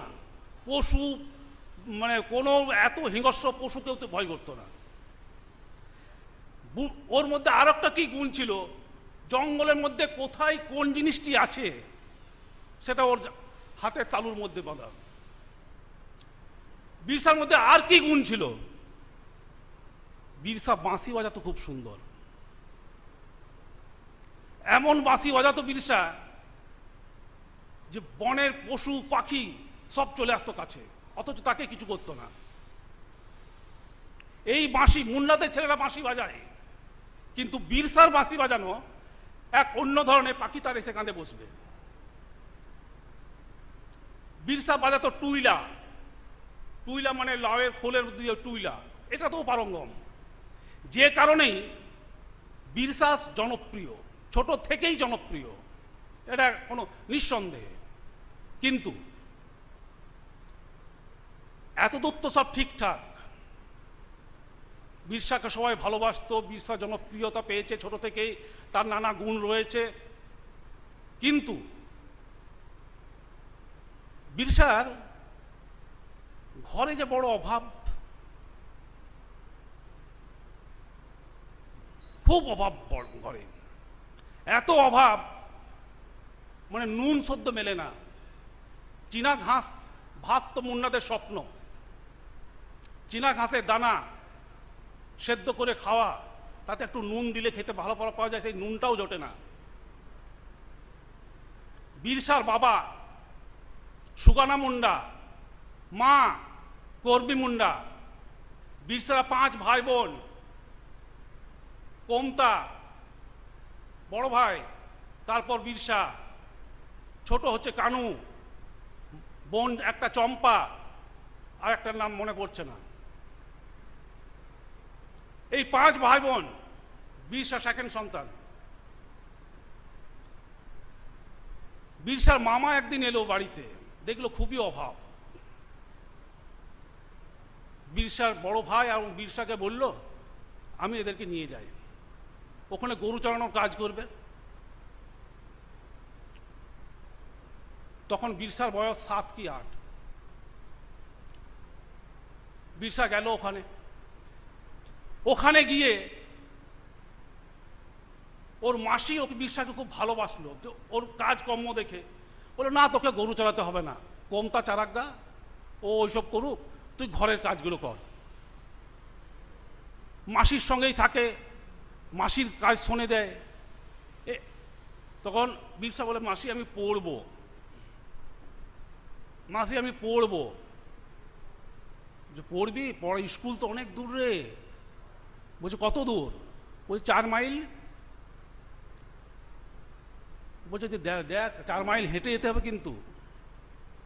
তারপরে মনে করো রাস্তায় অনেক কিছু হিংস্র পশু আছে। বলছে পশুকে আমি ডরাই না। জয়পাল নাগের পাঠশালা, জয়পাল নাগের পাঠশালায় বিরসাকে ঢোকালো। জয়পাল নাগ প্রথমে বলল, পড়বি তো, কিন্তু এত দূর আসা যাওয়া করতে পারবি জঙ্গল পার হয়ে? ও বললো, নির্দ্বিধায় বললো যে আমি পশু টশু ডরাই না, আমি পারবো। এই পড়ার একটা নেশা ছিল বিরসার, এই একটা গুণ। যাক, কিছু শিখলো, অ আ হর্ষই দীর্ঘি, এগুলো মানে বর্ণ পরিচয়টা হলো জয়পাল নাগের পাঠশালায়। জয়পাল নাগের পাঠশালায় পড়তে পড়তে ওর মাসির বিয়ে লেগে গেল। মাসির নাম জনি। মাসির বিয়ে লেগে গেল, মাসির ন্যাওটা ছিল একটু। মাসিও কাঁদতে লাগলো আর বিরসাও কাঁদতে। বিরসা বলল, আমি কি করে থাকবো মাসি তোমাকে ছেড়ে? তুমি চল, তুই আমার সঙ্গেই চল। মাসি যাচ্ছে বিয়ে হয়ে স্বামীর ঘর করতে, বিরসাকে সঙ্গে নিয়ে যাচ্ছে। কিন্তু মেসো ছিল বড় বদরাগী। কাজ তো করাতে ওই বিরসাকে দিয়ে। পড়াশোনা বন্ধ হয়ে গেল, জয়পলনাগ শেষ হয়ে গেল, ওখানে পড়াশোনা বন্ধ। খাবার দরকার না, খাবারটা দরকার, এটা ব্যাপার। আবার গেল ওখানে, খুব ঘরোয়া হয়ে বলছি ভাই, একটু শুনে নাও। তো জয়পাল মেসো একটু রাগী মানুষ। একটা ছাগল অন্যের ফসল খেয়ে নিয়েছে, ওই ছাগল ঠ্যাংটা ভেঙে দিয়েছে। ঠ্যাংটা ভেঙে দিয়েছে। ছাগলটা বাড়িতে এসছে, ঠ্যাংটা ভাঙলে করে, তাহলে বিরসা দেখেনি, চড়ায়নি। বিরসাকে চরম মার খেয়ে বিরসা কিচ্ছু করেনি, মুখে একটা রা দেয়নি। এদিকে ওর মাসি রেগে গেছে স্বামীর উপরে। মাসি রেগে গিয়ে বিরসাকে বলছে, স্বামীকে বলছে, আমি বিরসাকে নিয়ে চলে যাব, তুমি ছেলেটাকে এইভাবে মারলে তুমি। তখন মেসোর একটু নরম হয়ে বলছে, আচ্ছা আমার মাথা গরম হয়ে গেছিল এরকম হবে ও। তারপর দেখছি বিরসা কোথায় থেকে কি হাড় জোড়া, কারণ বিরসার ওইসব জানে কোনটাতে হাড় জুড়বে, কোনটাতে কি হবে, সেই সব দিয়ে পট্টি দিয়ে ছাগলটাকে বাঁধলো। এমন একদিন দুদিনের মাথায় ছাগল দাঁড়িয়ে গেল, ছাগল সুস্থ হয়ে গেল। বিরসা মনে মনে ভাবলো, আমার এখানে থাকাতে এদের অশান্তি হচ্ছে স্বামী স্ত্রীতে। ওই ছোটদের বুঝে নিল, কাউকে না বলে আবার মামার বাড়ি চলে এলো লুকিয়ে। মামার বাড়িতে এসে বোধে দাদার সঙ্গে দেখা, পন্তা ওখানে আছে। দাদাকে বলছে, দাদা আমি পড়বো। আবার বলছে দাদাকে, দাদা আমি পড়বো।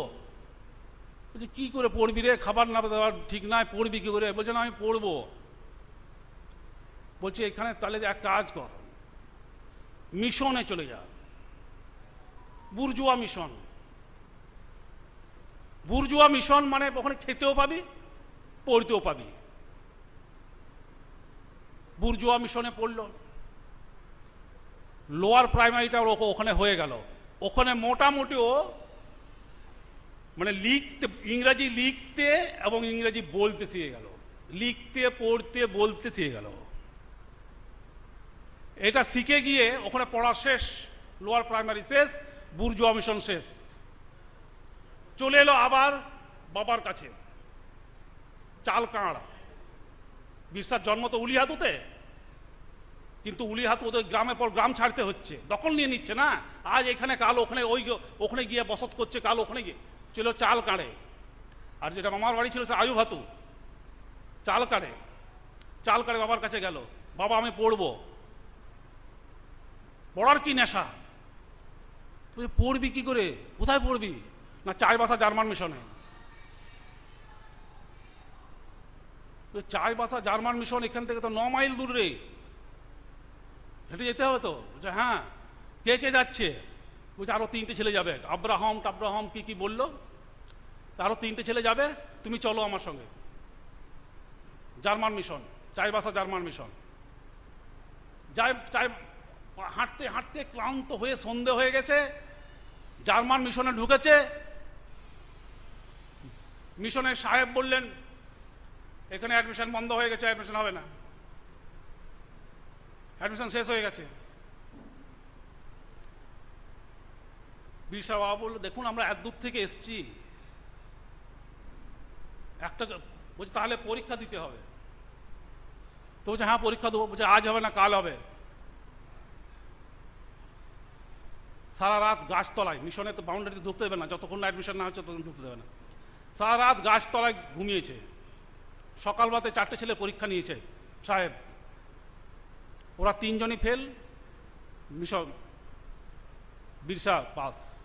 বিরসার ওখানে অ্যাডমিশন হয়ে গেল। তিনজন ঘুরে এলো। হয়ে যাওয়ার পরে ওখানে বাঙালি ছেলে অমূল্য, তোমরা যারা পড়েছো একটু বইটা পড়েছো মনে করবে, যে পড়েছো যদি, অমূল্য বাঙালি, অমূল্যর সঙ্গে দেখা। অমূল্যর সঙ্গে দেখা মানে অমূল্যকে চিনতো না, অমূল্য কিন্তু মুন্ডারি বলতে পারত। সাহেব অমূল্যকে বলল, তুই তো সিনিয়র, হ্যাঁ ও 1 বছর সিনিয়র, তুই একে দেখিয়ে দে কীভাবে স্নান করতে হয়, সাবান নিয়ে যা, জামা কাপড়গুলো দেখা ইন্দিরা ধারে। অমূল্য নিয়ে গিয়ে ওকে বুঝিয়ে দিল কীভাবে স্নান করতে হয়, কীভাবে সাবান মাখতে হয়, হ্যাঁ, জামা কাপড় কীভাবে পরতে হয়, এগুলো অমূল্যর কাছে শেখে। অমূল্য থাকে এইভাবেই, মাঝে মধ্যে ওরা বাজারে যায়, কিছু পেতো, পয়সা পেতো, ওই 2 আনা 1 আনা করে কিছু পয়সা পেতো, আখের শরবত খেতে খেতে যেত বাজার দিক করে একটু চাই বাসার। সেখানে শুনছে যে সর্দারদের মুলকি লড়াই আর চলবে না। ও নানা রকম বাজারে কথাবার্তা শুনছে যে সর্দারদের মুলকি লড়াই মানে কি, এটা মুন্ডাদেরই লড়াই, কিন্তু ওটা উলগোলার নয়, ওটা মুন্ডাদেরই লড়াই। কারণ সর্দারদের মুলকি লড়াইটা হচ্ছে তাদের আইনগত দিক দিয়ে লড়াই, তারা সংগ্রাম এইভাবে নয়, তারা কাগজ, কিন্তু ওদের কেউ কথা শুনছেই না। ওরা ফিরে পাচ্ছে না, জমিও ফিরে পাচ্ছে না, ওদের দখল হচ্ছে, যত জমিদার আছে, জোরদার আছে, মহাজন আছে, এ আছে ও আছে, সব আস্তে আস্তে দখল করে নিচ্ছে। তো যাই হোক, ওইসব খবর শুনেছে, তাতে ওর মনটা ভেতর পড়াশুনো করছে, সবই করছে, প্রতিভাও আছে ভালো, কিন্তু মনটা পড়ে আছে ওই দিকটাতেই। ফাদার নটরট হচ্ছে ওখানকার দেখভাল করেন জার্মান মিশনকে।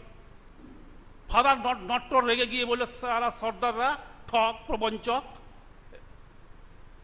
ওর কথাটা গেছে কানে, সর্দারদের ঠক প্রবঞ্চক বলেছে, চোর, এই ধরনের গালাগাল করেছে। সাহেবকে বলে, নটরট সাহেবকে বিরসা বলেন, সাহেব মুখ সামলে কথা বলবেন, কাকে আপনি চোর ঠক বলছেন, কেন বলবেন আপনি? এইভাবে হয় তুমুল বচসা বিরসার সঙ্গে। বিরসার বয়স তখন কত, 12-13, সাহেবের সঙ্গে বচসা করছেন। আশ্চর্য হবে, এইভাবে যখন তর্ক প্রচণ্ডভাবে এগিয়ে যায়, তারপরে তুমি বেরিয়ে যাও, তুমি মিশনের বদনাম করছো কেন, তুমি বেরিয়ে যাও।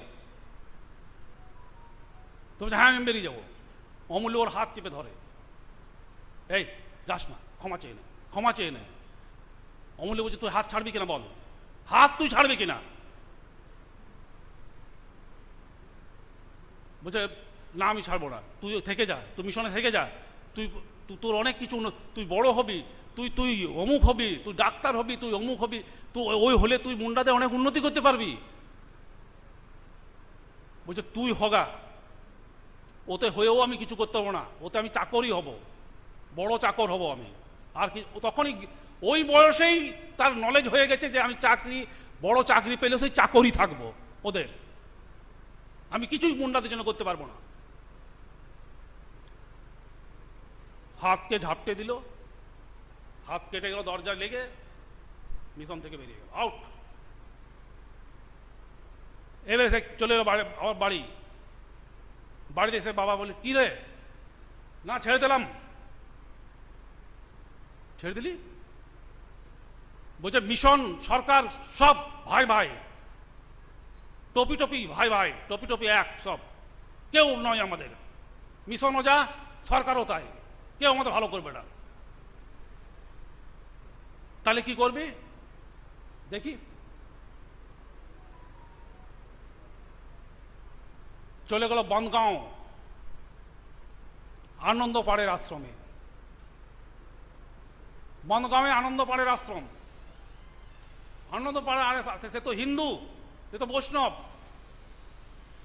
সেখানে ও হিন্দু সাজলো, বৈষ্ণব হলো, পৈতে নিল, তিলক কাটলো, তুলসীর পূজা করছে, রামায়ণ মহাভারত পড়ছে।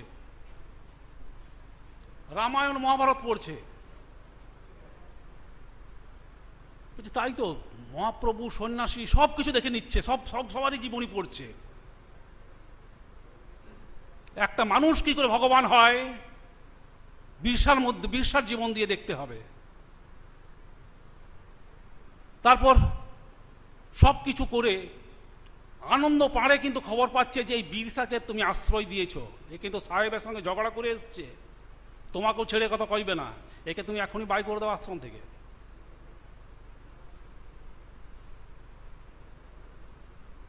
আনন্দ পাড়ে ভয় পেয়ে গেল যে বিরসা আমি তোকে রাখতে পারলাম না রে,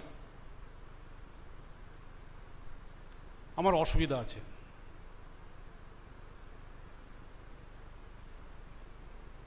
বিরসা চলে গেল বাড়ি, আবার চাল কাড়ে। আবার বাবা মায়ের এত অভাব, কানুকে নিয়ে আছে ছোট কোলের ছেলে, দুই বোনের বিয়ে দিয়েছে একদম সব বিক্রি করে, কিচ্ছু নাই, খেতে পায় না ঠিকঠাক। তারপর এক তো জার্মান মিশন ছাড়লো, তারপর ওইখানে আনন্দপাড়ের আশ্রম ছাড়লো, ছেলে এসে ঘরে ঢুকলো। বাপ মা বলছে যে তুই তুই তুই আর কি করবি রে, তোর কি কোথাও মন বসে না?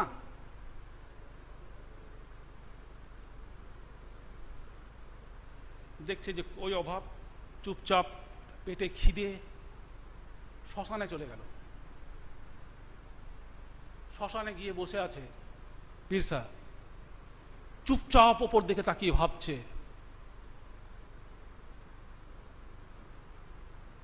এদিকে পেট জ্বলছে খিদেতে, বলছে আরে কিছুদিন আগেই তো এখানে কবর দিয়েছিল, মুন্ডাদের কবর হয়, এখানে তো একে কবর দিয়েছিল, বাচ্চা হতে গিয়ে মেয়েটা মারা গেছিল, এখানে কবর দিয়েছিল, ওর হাতে তো আংটি ছিল, রূপোর আংটি, আর পয়সা কিছু দিয়ে দিয়েছিল। বলছে না ওর সঙ্গেই যাক।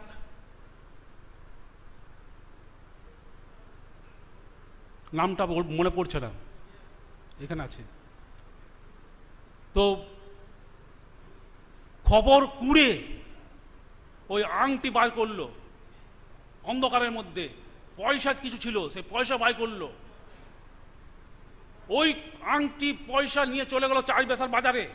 বাজারে গেল, বাজারে বিক্রি করলো, বিক্রি করে চাল কিনলো।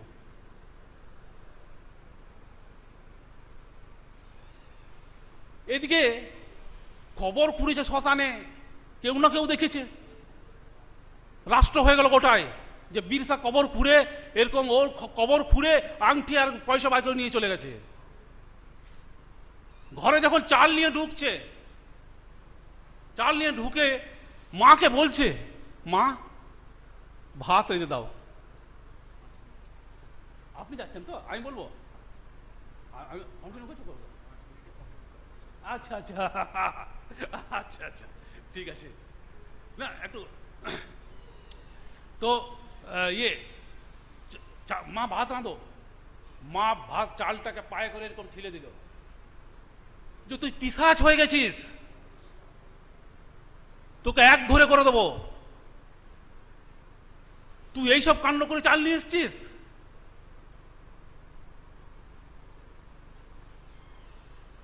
এবারে মানুষ কি করবে, মানুষটা কি করবে? মাকে বলছে মা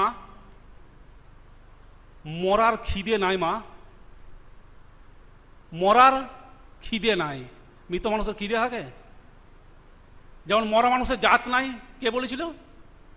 শরৎচন্দ্রের কাহিনীতে আছে। সেই মরার খিদে নাই মা।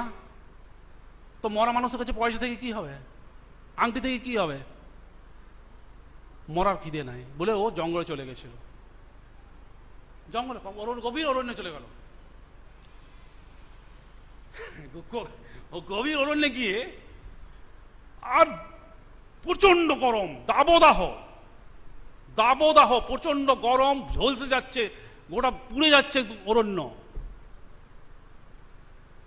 কোথায় যেন ধ্যানে বসছে অরণ্য জননীর কাছে, অরণ্য জননীর কাছে। অরণ্য জননীর কথা বলছে বিরসা তুই আমাকে বাঁচা, আমাকে নিষ্কলঙ্ক কর, আমাকে আমাকে আমি অচ্ছুত হয়ে গেছি, সবাই বাইরের লোক চলে আসছে, আমাদেরকে কাটছে, জনবসতি করছে।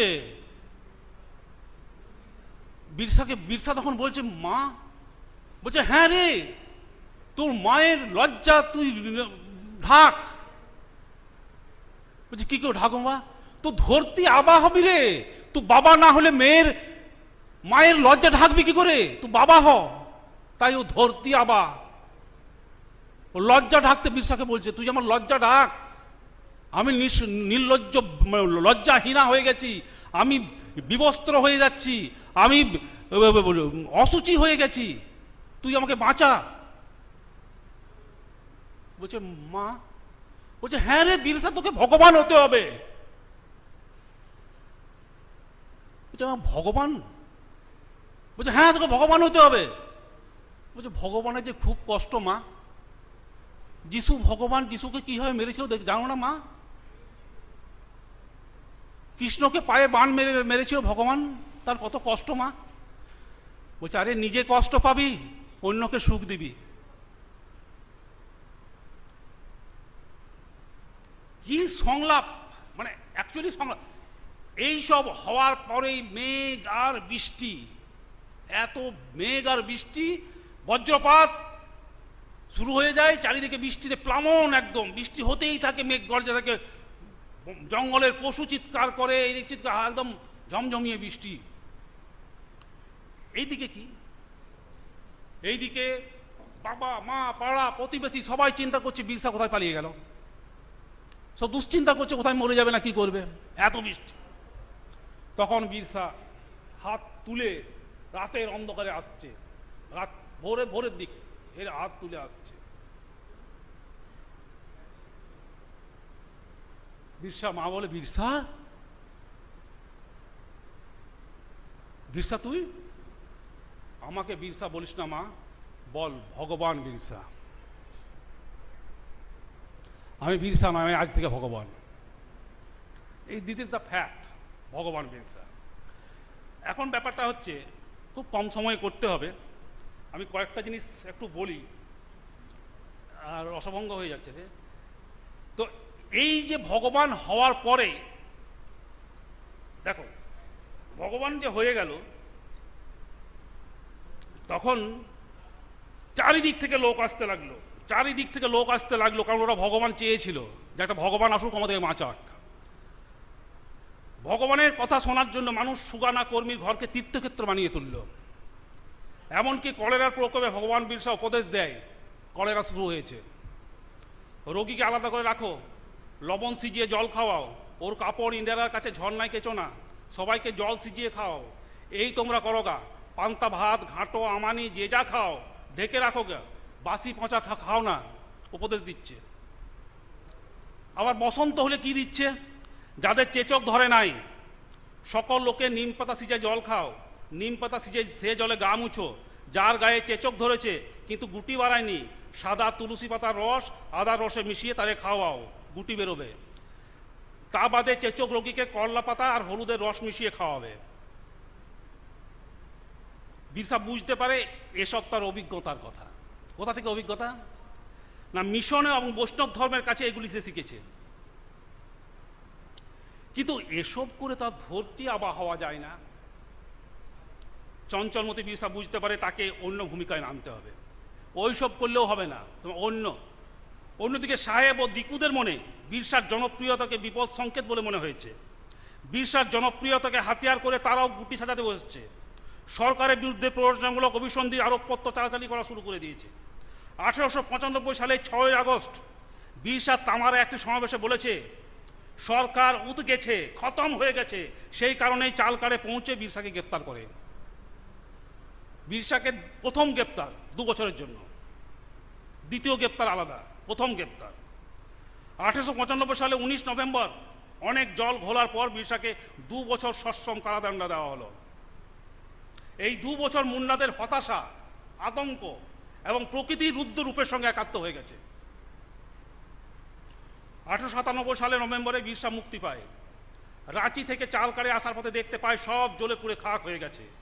চালকারে কমিশনার এসে বিরসাকে সতর্ক করে দেয় যে সরকারকে কথা দিয়েছ, কথা ভাঙলে গুরুতর শাস্তি পাবে। কমিশনার চলে গেলে বিরসা উঠোনে লোকে লোকে ভরে যায়। নানা লোকে নানা কথা শুনছিল বিরসা, শুনছিল অনাহারে লোক মরে যাবার কথা, সব শোনার পর বিরসা বলে বর্তদি থেকে শালির ঘরে, যা হোক বেশি দেরি করবো না, আর খুব তাড়াতাড়ি আমি শেষ করে দিচ্ছি। বিরসা তারপর ছাড়া পেয়েও বিরসা যখন বলে, একদিন বলে, প্রথম যেদিন বিরসা আন্দোলন শুরু করলো, তীর আর আগুন লাগাবার চেষ্টা করলো চারিদিকে, কারণ 550 বর্গ মাইল জুড়ে বিরসার আন্দোলন, চাই ছোটনাগপুর হোক, চাইবাসা হোক, তামার হোক, লোহারদাগা হোক, কুটি হোক, বানগাঁও, সব এইসব জেলা, এইসব অঞ্চলগুলো। তো পৌষের 10 তারিখ সাহেবদের বড়দিন, এই সময় বসিয়া, সিসাই, লোহারদাগা, তোরপা, খুঁটি, তামার, বন্ধু, সোনাহাতু, জোরহাট, জিলিং, সেরেং, সোনারপুরগড়, পালকোট, মণিহাতু, দোরমা, সব জায়গার আগুনে লেলিয়ান শিখা জ্বালিয়ে দিয়ে উলগুলানের সূচনা হবে। বলছে আর নাচ গান করম হলি সোহরায় পরবে মাতামাতি নয়, মাথার ফুল চুলে ফুল হাড়িয়া তাড়ির মাতন নয়, সব ভুলে এক মন এক লক্ষ্য হওয়ার প্রতিশ্রুতি।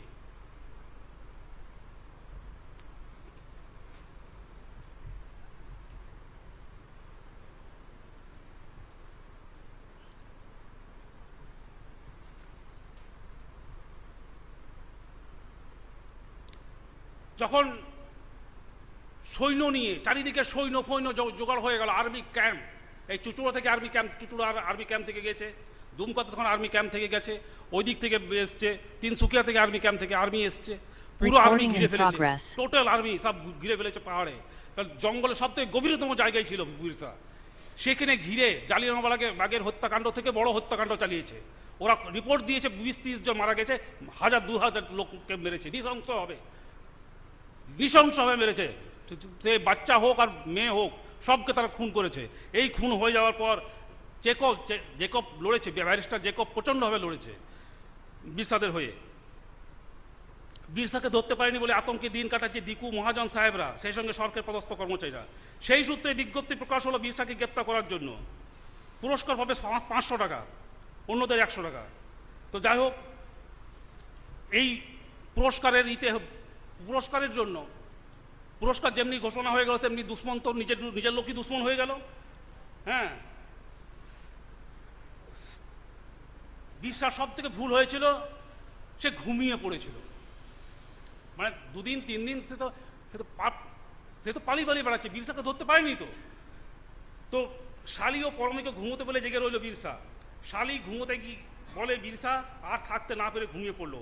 পরমীকে বলল তুই জেগে থাকিস আর আগুন জ্বালাবি না, কিন্তু ও পরমে আগুন জ্বালিয়ে ভাত রাঁধছিল। ধোঁয়া দেখে ওরা পৌঁছে গেল, শশীভূষণ রায়, তামারিয়া আর 5 জন মুন্ডা বিরসাকে ধরিয়ে দিয়েছিল। বনগাঁও থেকে খুঁটি থেকে রাঁচির পথে দুধারে মানুষ আর মানুষ, এত অত্যাচার পর মুন্ডা গ্রামে ছিল পুলিশ হতবাক। বিরসার জন্য আলাদা একটা ছোট্ট সেল ঠিক করা হলো। জুন মাসের গরম, শেকলের গরম, কোর্টে মূর্ছা গেল বিরসা। সকালে সুপার মনে করেছিল বিরসা সুস্থ, কিন্তু বিকেলে জেকবের চেঁচামিতে ছুটে এলেন ঋষি অমূল্যবাবু দেখে বললেন ওর নারী ক্ষীণ, চোখ কোটরে বসে গেছে, তেষ্টা পাচ্ছে ওর। সুপার ডিসি কি বললেন, বিরসাকে কলেরা হয়েছে, অথচ কলেরা কোনো লক্ষণ নেই। ওদের দেওয়া ওষুধ, অমূল্য বলল ওদের দেওয়া ওষুধ খাবি না, জল খাবি না, ওদের কেস চূড়ান্ত হওয়ার ফয়সালা হবে। কারণ অমূল্য যদিও ডাক্তার ওই জেলের, তবু বলছে তুই ওষুধও খাবি না, জলও খাবি না, ওদের দেওয়া খাবি না। বিরসা সুস্থ হলে সুপার বলে বিরসা ঘরে আমি ছাড়া কেউ ঢুকবে না। বুঝতে পেরে জেল সুপার যে অমূল্য ওর বন্ধু। 9ই জুন বিরসা রক্তবমি হয়ে অজ্ঞান হয়ে পড়ে। সুপার বিরসার মৃত্যুর আগে মৃত্যুর কারণ নিয়ে মনে করে রিপোর্ট তৈরি করে নিলেন। বিরসার আগে মৃত্যুর আগে মৃত্যুর রিপোর্ট তৈরি হয়ে গেল। এটা আছে পুরো জেকবের একদম তারপর লাশ জ্বালাবার সব বন্দোবস্ত করে নিশ্চিন্ত হলেন পুলিশ সুপার, কেননা জেকবের ভয়ে মাটিতে সমাধিস্থ করলে ঝামেলা আছে, আবার পোস্টমর্টম করবে। অথচ মুন্নাদের সমাধিস্থ করা ছিল, পুড়িয়ে দিল, ছাই হয়ে গেল। সরকারের নিয়ম ও ইচ্ছে দুটোই সমান্তরাল। সরকারের মনের মতো ইচ্ছেকে প্রাধান্য দিয়েই বিরসাকে লেলিহান শিখায় ভস্য করে দিয়ে সমস্ত প্রমাণ লোপাট করে দিল জেল সুপার। কিন্তু ম্যাথর শিবন চিতায় জল ঢেলে দিয়ে পাগলের মতো পাগল হয়ে গেল। সে কি দেখলো চিতায় জল ঢেলে যায় না, সেই বলল উলগোলানের শেষ নাই, বিরসার মরণ নাই। ধন্যবাদ।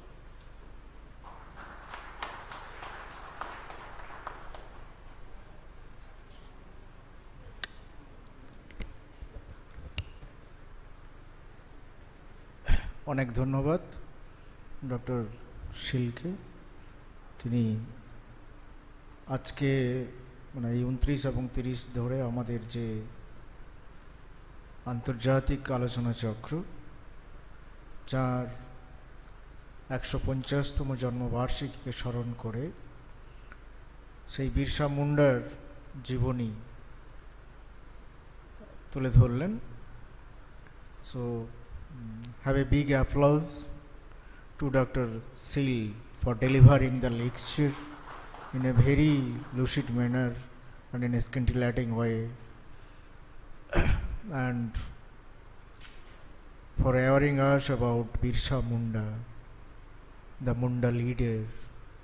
But he is not more the Munda leader, he is the leader of all Adivasis, all the rebellions. Actually, it was the inspiration to whole world for the Indian freedom movement. So our best regards to Birsa in this special session. One more lecture is there, and after that, if you have any question, then question answer session will be, and so a few 2 to 3 short lectures will be also presented here. So Dr. Sripati Tudu has joined in the online. Dasharat Bappa.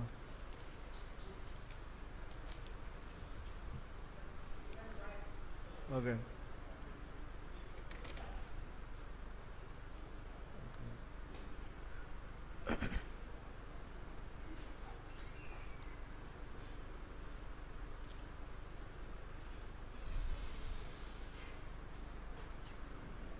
Dr. Sripati Tudu is a promising young writer and translator of Santali language and literature. He is an assistant professor in the Department of Santali at Sidhu Kano, Birsa University, Purulia, West Bengal. He is now deputed at the Institute of Language Studies and Research, ILSR, Kolkata. Besides, he is also a guest faculty at the University of Delhi. As all of you know, that he is recently converted our Indian constitution into the in Santali language, the Alchiki script, and he is the pioneer. Not only pioneer, he is the only one person who has done it. And before that, basically Santali peoples who do not know Bengali or other languages, it was not been possible to understand the Indian constitution. But now, in their own language, it has been written, and so they are familiar with the Indian constitution and Indian laws. Dr. Sripati Tudu has written about 7 books, and he has published some research papers. He is also associated with the West Bengal Council of Higher Secondary Education in transforming the books into Santali language, in Alchiki language. So thanks to Tudu. Dr. Tudu, I think you have already joined. So now with this short introduction, I request Dr. Tudu to deliver his lecture. Dr. Sripati Tudu will deliver his lecture on the social impact of Birsa Munda's Ulgulan among the Adivasis of India. So please, sir, deliver your talk. Thank you, sir, for this nice introduction, and also thanks to the organizer for inviting me and to talk about the social impact of Birsa Munda's Ulgulan among the Adivasis of India. So now I will present my talk in Santali language. Okay. Bharat रेन आदिवासी को तालारे बिरसा मुंडा उलगुलान रेया सांकाकिये वर्षों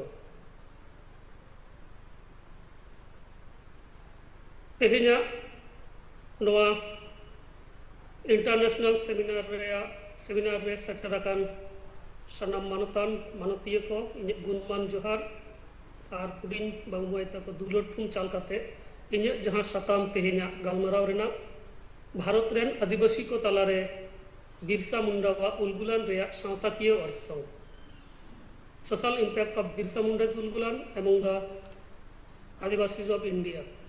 Birsa Munda jahanai do Bharat reya nitoa Jharkhand ponot ren Jharkhand ponot re 1875 साल reya 15 नवंबर हिलो ए janam lena. Uni ren ayo baba dokin tahe kana Karmi Munda ar Subna Munda.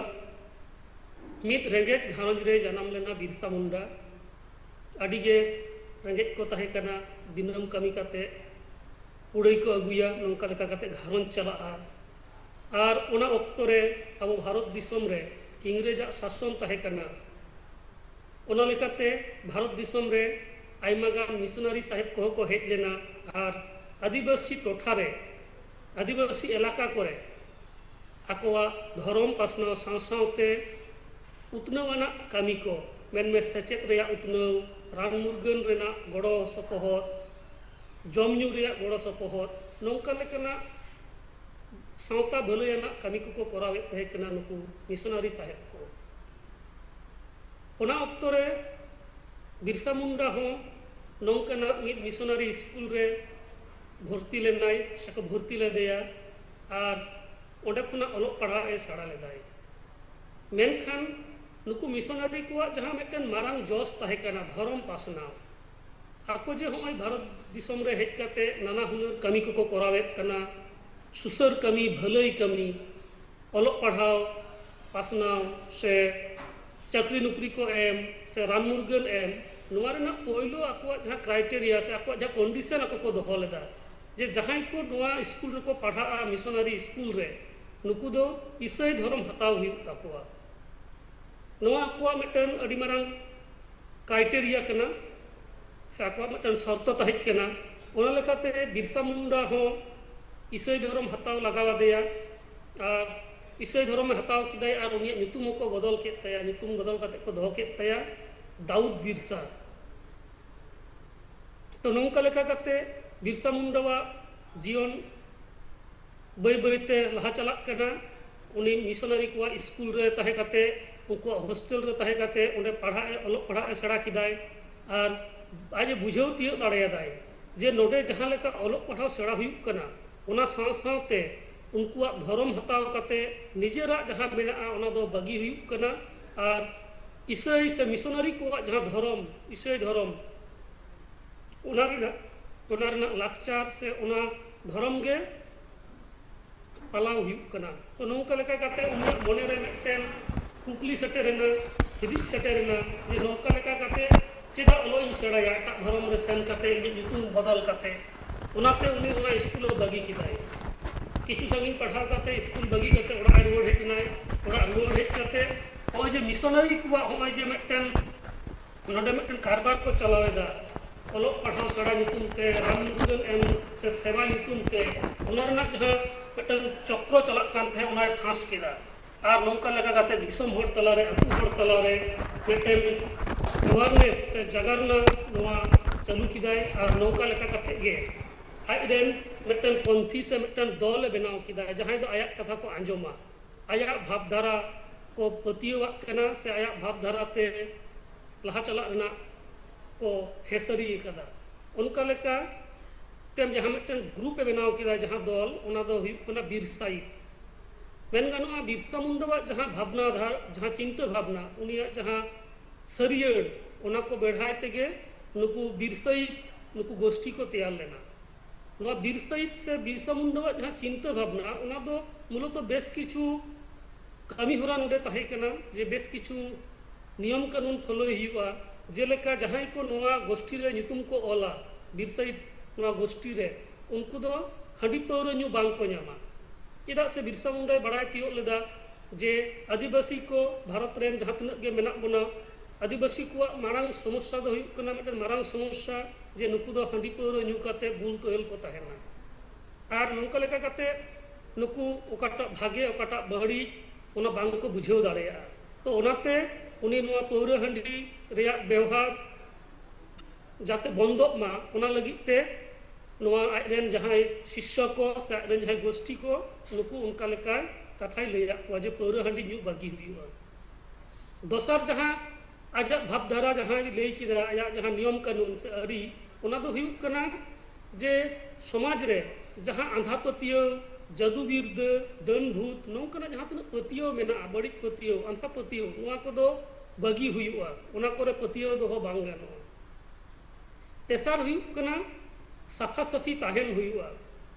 चेदा से आदिवासी को nail कना उनकुआ जहां जीवन होरा ओना जायगा रे मैला गेंदा तेगे अड़ी दिन को ताहेना साफा साफी उन बांग को ताहेना किछु किछु जायगा रे नौका हुई कान ताहेना तो ओना जायगा रे उनी नोडे आइरेन शिष्य को मेता कुआ जे साफा साफी ताहेन हुआ दिनम हिलो तुपुन हुआ न्याय धर्म रे ताहेन हुआ ओना साव सावते आदिवासी कुआ जहां मेटन सेरवा रे मेना कदा जे जहां बोंगा बुरु से पूजा पासा करे सेरवा रे जहां तिना गे मेना कदा पूजा पासा ओना रे नोडे दो जियली बोंगा रे सेरवा मेना कदा चाहे मेरम हुयु सीम हुयु भिडी हुयु तो नौका लेका जहां जियली बोंगा रे जहां सेरवा मेना आदिवासी को तला रे नोआ दो किंतु बांग गानोआ नौका लेका गाते मेटन नावा भावना से नावा भावधारा आदिवासी को तला रे अगुरिया कुरुमुटु लेदाई नई बिरसा मुंडा ओना साव सावते आर मेटन जहां गुरुत्वपूर्ण कथा जतो हर सामंग रे पासनाव लेदा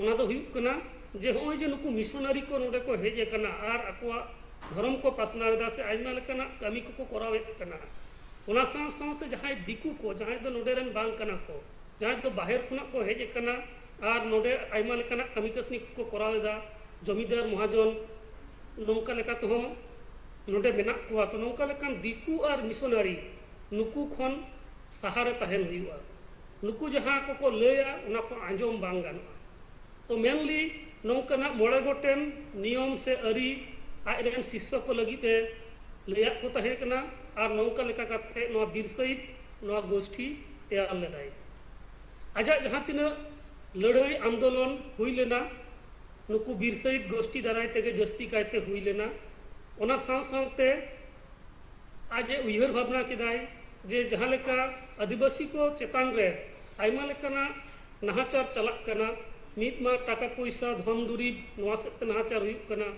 दोसर हुई कना लाकचार सेते धर्म सेते झोतो सेते गे संतान को नाहाचार चोक कना से आदिवासी को नाहाचार चोक कना बिरसा मुंडा दो जस्ती कायते नुकु मुंडा आर ओराव गोष्ठी चेतान रे कमिले तहे कना से उनको कोई उद्गाव ले को तहे कना नुकु इंग्रेज विरुद्ध रे से नुकु दिकु विरुद्ध रे महाजन विरुद्ध रे लड़ाई रेना ओना साव सावते एटा जहां तना आदिवासी को तहे कना नुकु हो ओंडे को सेलेद लेना तो नौका लेका काते बिरसा मुंडा किछुगान रान मुर्गन तना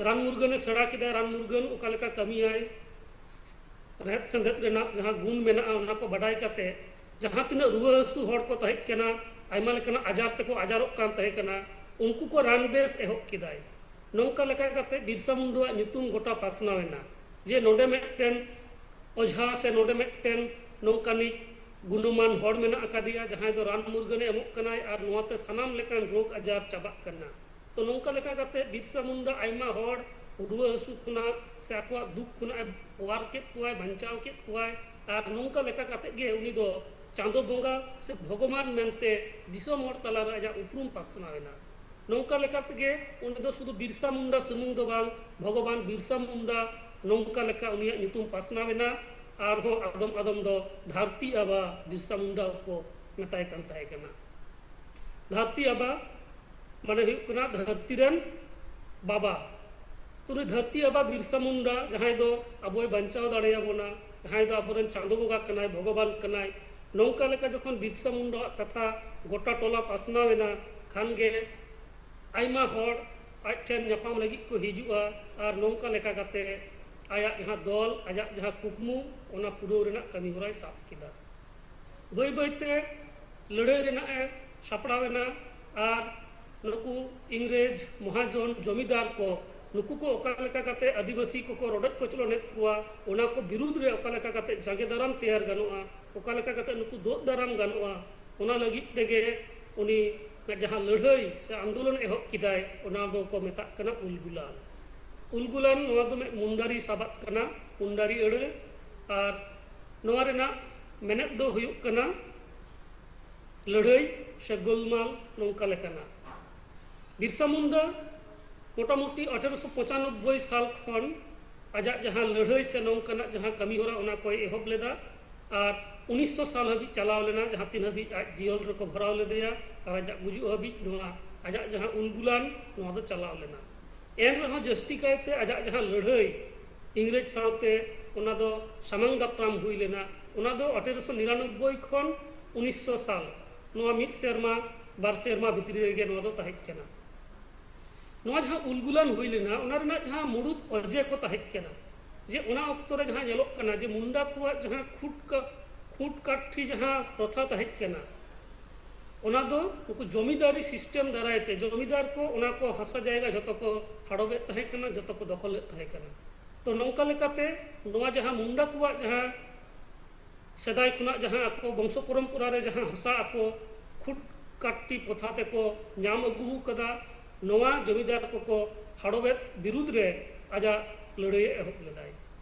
दोसर जहाँ अजे आजा लड़ाई रिया ताहे कना ओना दो हुयुक कना नुकु जमीदार महाजन को से नुकु इंग्रेज को आको कमी लगित ते आयमा रकमा जहाँ कमी को ताहे कना ओना लगित ते जोर काते नुकु को कमी होचेत को ताहे कना बिन पुइसे ते से पुइसे कम को ताहे कना नौका लेका आदिवासी को नुकु को कमी होचेत को ताहे कना नोआ जहाँ प्रथा उनको को चालू लेदा ओना दो को मेने ताहे कना भेट बेगारी तो नोआ प्रथा विरुद्ध रहो आजा जहाँ लड़ाई ओना ताहे कना तेसार जहाँ अजे ताहेक कना आजा लड़ाई रेना ओना दो हुयुक कना ओय जे मिशनरी साहेब को उनको मिशनरी जहाँ ईसाई मिशनरी को ताहेक कना उनको आदिवासी को धर्म और लाकचार चेतान रे उनको मतलब आघात से उना को बदल रे को कुरुमुटु लेदा आदिवासी को निजेरा धर्म खुना अचक काते आको लाकचार खुना सहा काते यूरोप रे जहाँ लाकचार यूरोप रे जहाँ धर्म ईसाई धर्म ओना रे इदी रे को कुरुमुटु ताहे कना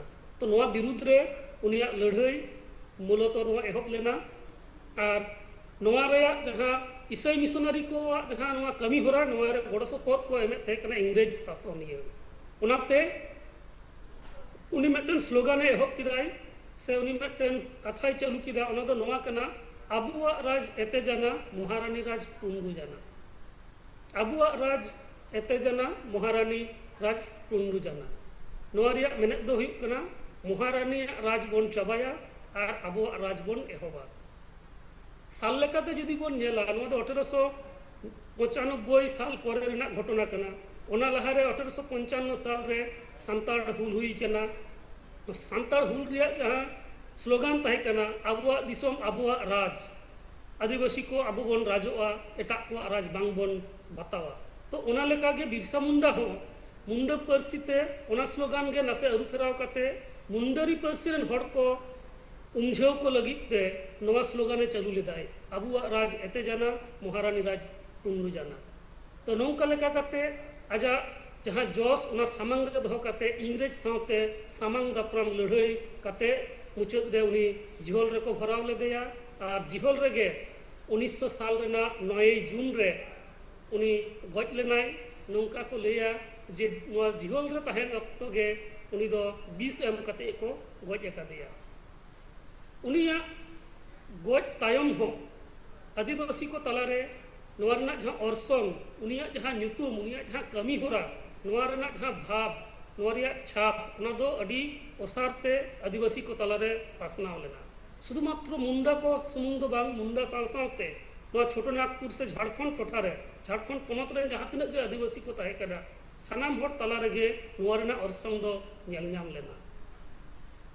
ओनाते तायम दाराम इंग्रेज सरकार छोटो नागपुर टेनेंसी एक्ट 1908 साल रे बनावते बढ़े लेना जहाँ रे ओय जे आदिवासी को जहाँ खुटकाटी प्रथा मेना अकदा से ओय जे जोर काते उनको लेबर लेका को कमी चे को ताहे कना बिना पैसाते से कम पैसाते ओना को अटक लगिते नोआ छोटो नागपुर टेनेंसी एक्ट 1908 नोआ चालू लेना और उना साथ नुकुआ जहाँ हसा जायगा दखल रेना जहाँ कमी होरा चलाक कानते जमीदार महाजन कुआ उना हो नुआ एक दारायते अटक लेना तो नौका लेका करते तायम दाराम भारत फुरगल रेना जहाँ लड़ाई को हुई केना भारत फुरगल लबिते उना को लड़ाई रहो नौका लेका करते उनिया जहाँ ऑर्सोंग उना दो जल नामक करना मुझे तो हुई नितो जल हुई लंगे जे बिरसा मुंडा बोंगा तला तायम आदिवासी को तला रे ओका लेकान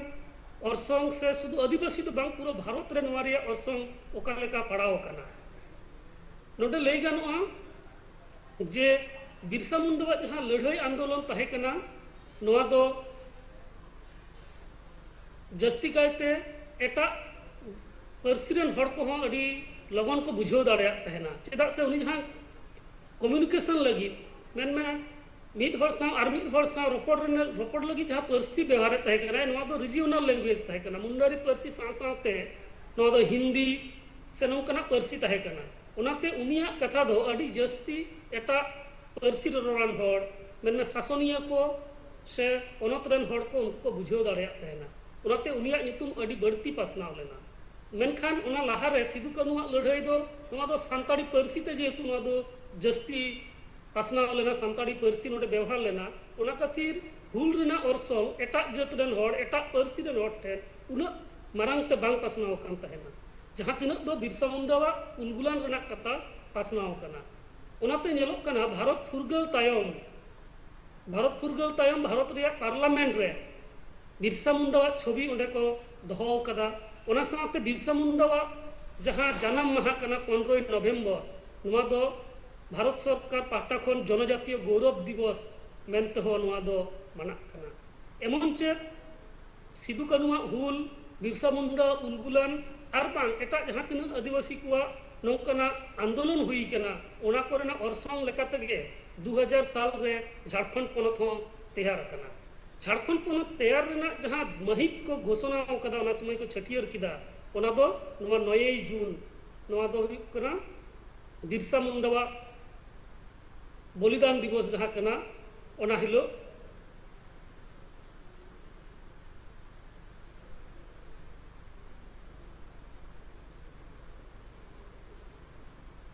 अच्छा नोडे कटी मैं तो मिस्टेक हुई कना जहाँ झारखंड पोनत जहाँ बनाव लेना उना दो बिरसा मुंडा जन्म माहा और बांग गुर माहा नवा किन बाजा मध्य रे मेटन हुई वाली घड़ी इन हेडिंग किदा ओकाटा माहा करना तो जायहो बिरसा मुंडा ᱧᱩᱛᱩᱢ तेगे बिरसा मुंडा मन एम कते गे झारखंड पोनत तैयार लेना और नौका लेका कते नोआ रेना ऑर्सोंग शुधु मुंडा को दो बांग मुंडा साथे भारत रे तमाम आदिवासी को तलारे पड़ाव कना एमन चे भारत रे पार्लामेंट रे हो नोआ नुई बिरसा मुंडा चितर ओंडे दड़म कना ओंडे लगाव कना और नौका लेका कते बिरसा मुंडा भावना से उनिया चिंताधारा गोटा दिसोम रे पासनाव कना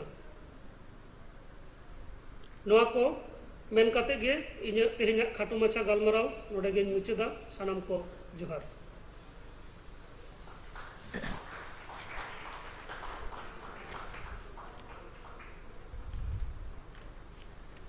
So thank you. Hello.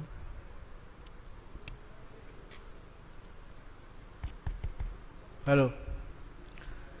Thank you, Dr. Sriputi Tudu, for your nice deliberation and finishing in time. Birsa Munda সবার থেকে একটু অন্যরকম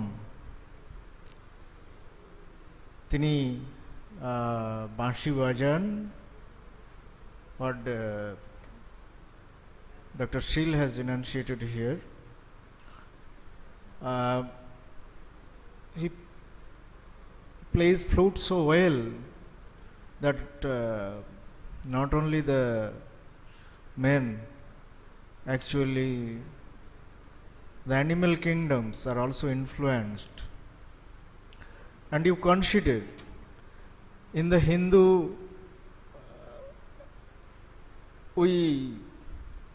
our beloved Krishna, he also flutes well and মানে কৃষ্ণ আমাদের খুব ভালো বাঁশি বাজান, এবং সেখানেও কৃষ্ণ মানুষের সাথে সাথে যে গোপালক হিসেবে তার যে পরিচিতি, তিনি ওই গরুদের ডাকার জন্য বিভিন্ন জায়গা থেকে সে বাঁশি বাজাতেন, তারা সব চলে আসত। অর্থাৎ এই যে ভগবান হয়ে ওঠা, আমি ভাবছিলাম যে আমরা যেমন ভগবানকে শ্রীকৃষ্ণকে কথা ভাবি আর কি, সেই রকম ওখানেও ভগবান বিরসা মুন্ডার মধ্যে সেই দৃষ্টি বা সেই গুণ দেখা যাচ্ছে আর কি। ডক্টর টুডু ভাই মোটিভেট করেছিলেন, এবং শুধু মুন্ডাদের নয়, এই যেমন মুন্ডাদের ছেলেরা বড় বড় চুল রাখে, বা তারা একটি নির্দিষ্ট প্রফেশনের যুক্ত, এই যে ব্যাপারগুলো থেকে বেরিয়ে আসা এবং শিক্ষায় আমরা যদি স্যার বলছিলেন যেটা যে যেখান থেকে আমাদের বিরসা মুন্ডা সম্বন্ধে অনেকটা জানা যায় আর কি, বা আমরা আমাদের সঙ্গে পরিচিতি হয়, জানা যায় কিনা আমি অতটা ভালো বলতে পারবো না, আমাদের পরিচিতি যেটা ঘটে আর কি মহাশ্বেতা দেবীর অরণ্যের অধিকার থেকে। তো সেইখানে আমরা দেখছি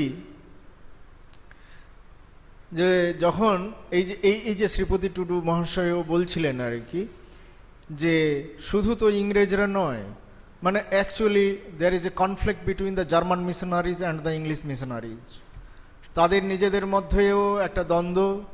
তারপর এই যে আবার শারীর কথা থেকে এসছিল, এই যে পাঠশালায় পরিচিতি হচ্ছে বিভিন্ন, তার মুন্ডাদের সেই প্রাথমিক পাঠশালায় যেখানে শেষ হয়ে যাচ্ছিল আর কি পড়া, তার বাইরেও গিয়ে একটু উচ্চশিক্ষার দিকে বিরসা মুন্ডা যাচ্ছেন, এবং সেখানে পরিচিতি হচ্ছে এই অমূল্যের মতো লোকের সঙ্গে, যেখানে যখন অমূল্য কোনো কথা বলছে তখন বাকিরা বলছেন যে না না, ও হচ্ছে দিকু, অ্যাকচুয়ালি নন ইন্ডিজিনাস পিপলস অমূল্য।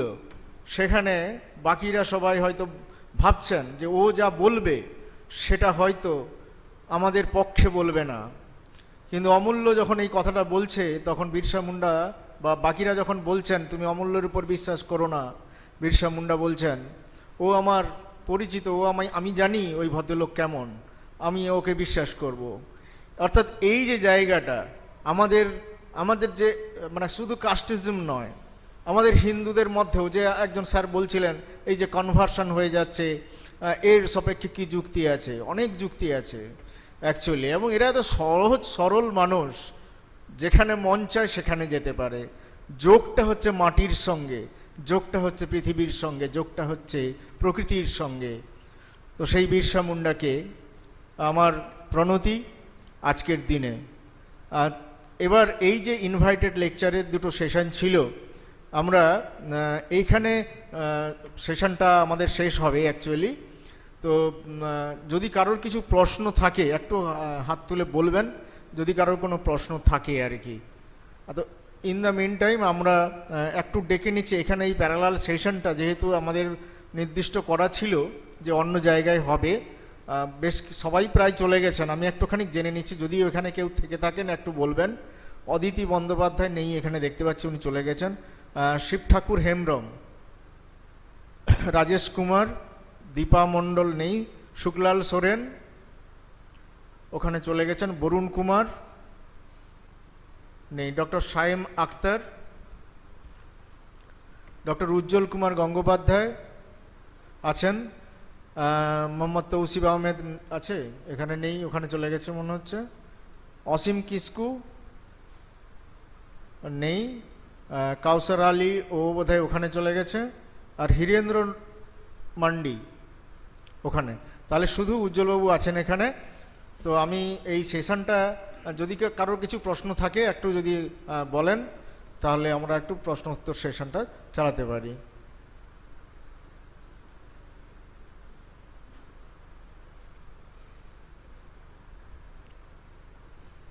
So any query or any question or any suggestions?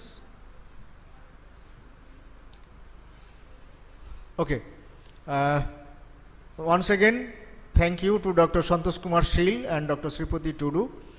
তারা দুজনেই তাদের মতো করে অত্যন্ত প্রাঞ্জল ভাষায় তাদের বক্তব্য রেখেছেন। আমার মনে হয় সবাই এনজয় করেছেন, সবাই শুনেছেন, সমৃদ্ধ হয়েছেন। আবারও উপস্থিত সবাইকে হাততালি দিয়ে তাদেরকে সম্বর্ধনা জানানোর জন্য সবাইকে অনুরোধ করছি। So thank you. এবার আমরা একটি সেই পেপার প্রেজেন্টেশন এখানে শুনে নেব। ডক্টর উজ্জ্বল কুমার গঙ্গোপাধ্যায়, তাকে এখানে আসার জন্য অনুরোধ করছি। He will talk on tribal life in Bengali novels before 1970। উজ্জ্বল গঙ্গোপাধ্যায়ের শর্ট পরিচয়, সংক্ষিপ্ত পরিচয় আমি দিচ্ছি। ডক্টর উজ্জ্বল গঙ্গোপাধ্যায় এখানে বাংলা ডিপার্টমেন্টের অধ্যাপক, দীর্ঘদিনের অধ্যাপক। একটা আন্ডার গ্র্যাজুয়েট কলেজে উনি পড়ান, কিন্তু ওনার 5 জন স্কলার এখন পিএইচডি অলরেডি লাভ করে গেছে। আরেকজন বোধহয়, একজন দুজন আছে বোধহয়, এখনও 2 জন এখনও পিএইচডি করছে বর্ধমান ইউনিভার্সিটিতে। তো তিনি তার তো অনেক পেপার, অনেক ন্যাশনাল এবং ইন্টারন্যাশনালে জার্নালে পাবলিশড হয়েছে। তিনি বিভিন্ন জায়গায় সেগুলো উপস্থাপিত করেছেন। তিনি বাংলাদেশ, জার্মানি এইসব জায়গায় গেছেন এবং সেখানে তার বক্তব্য বা ইন্টারন্যাশনাল সেমিনার অ্যাটেন্ড করেছেন এবং সেখানে তার যে গবেষণার বিষয়বস্তু সেগুলো তুলে ধরেছেন। So with this short introduction, I invite Dr. Ujjwal Kumar Gangopadhyay to deliver his lecture on the tribal life in Bengali novels before 1970. Sir, please.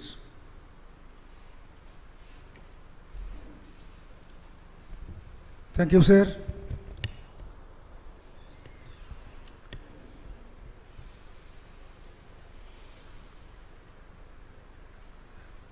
আমার মাননীয় অধ্যক্ষ, উপস্থিত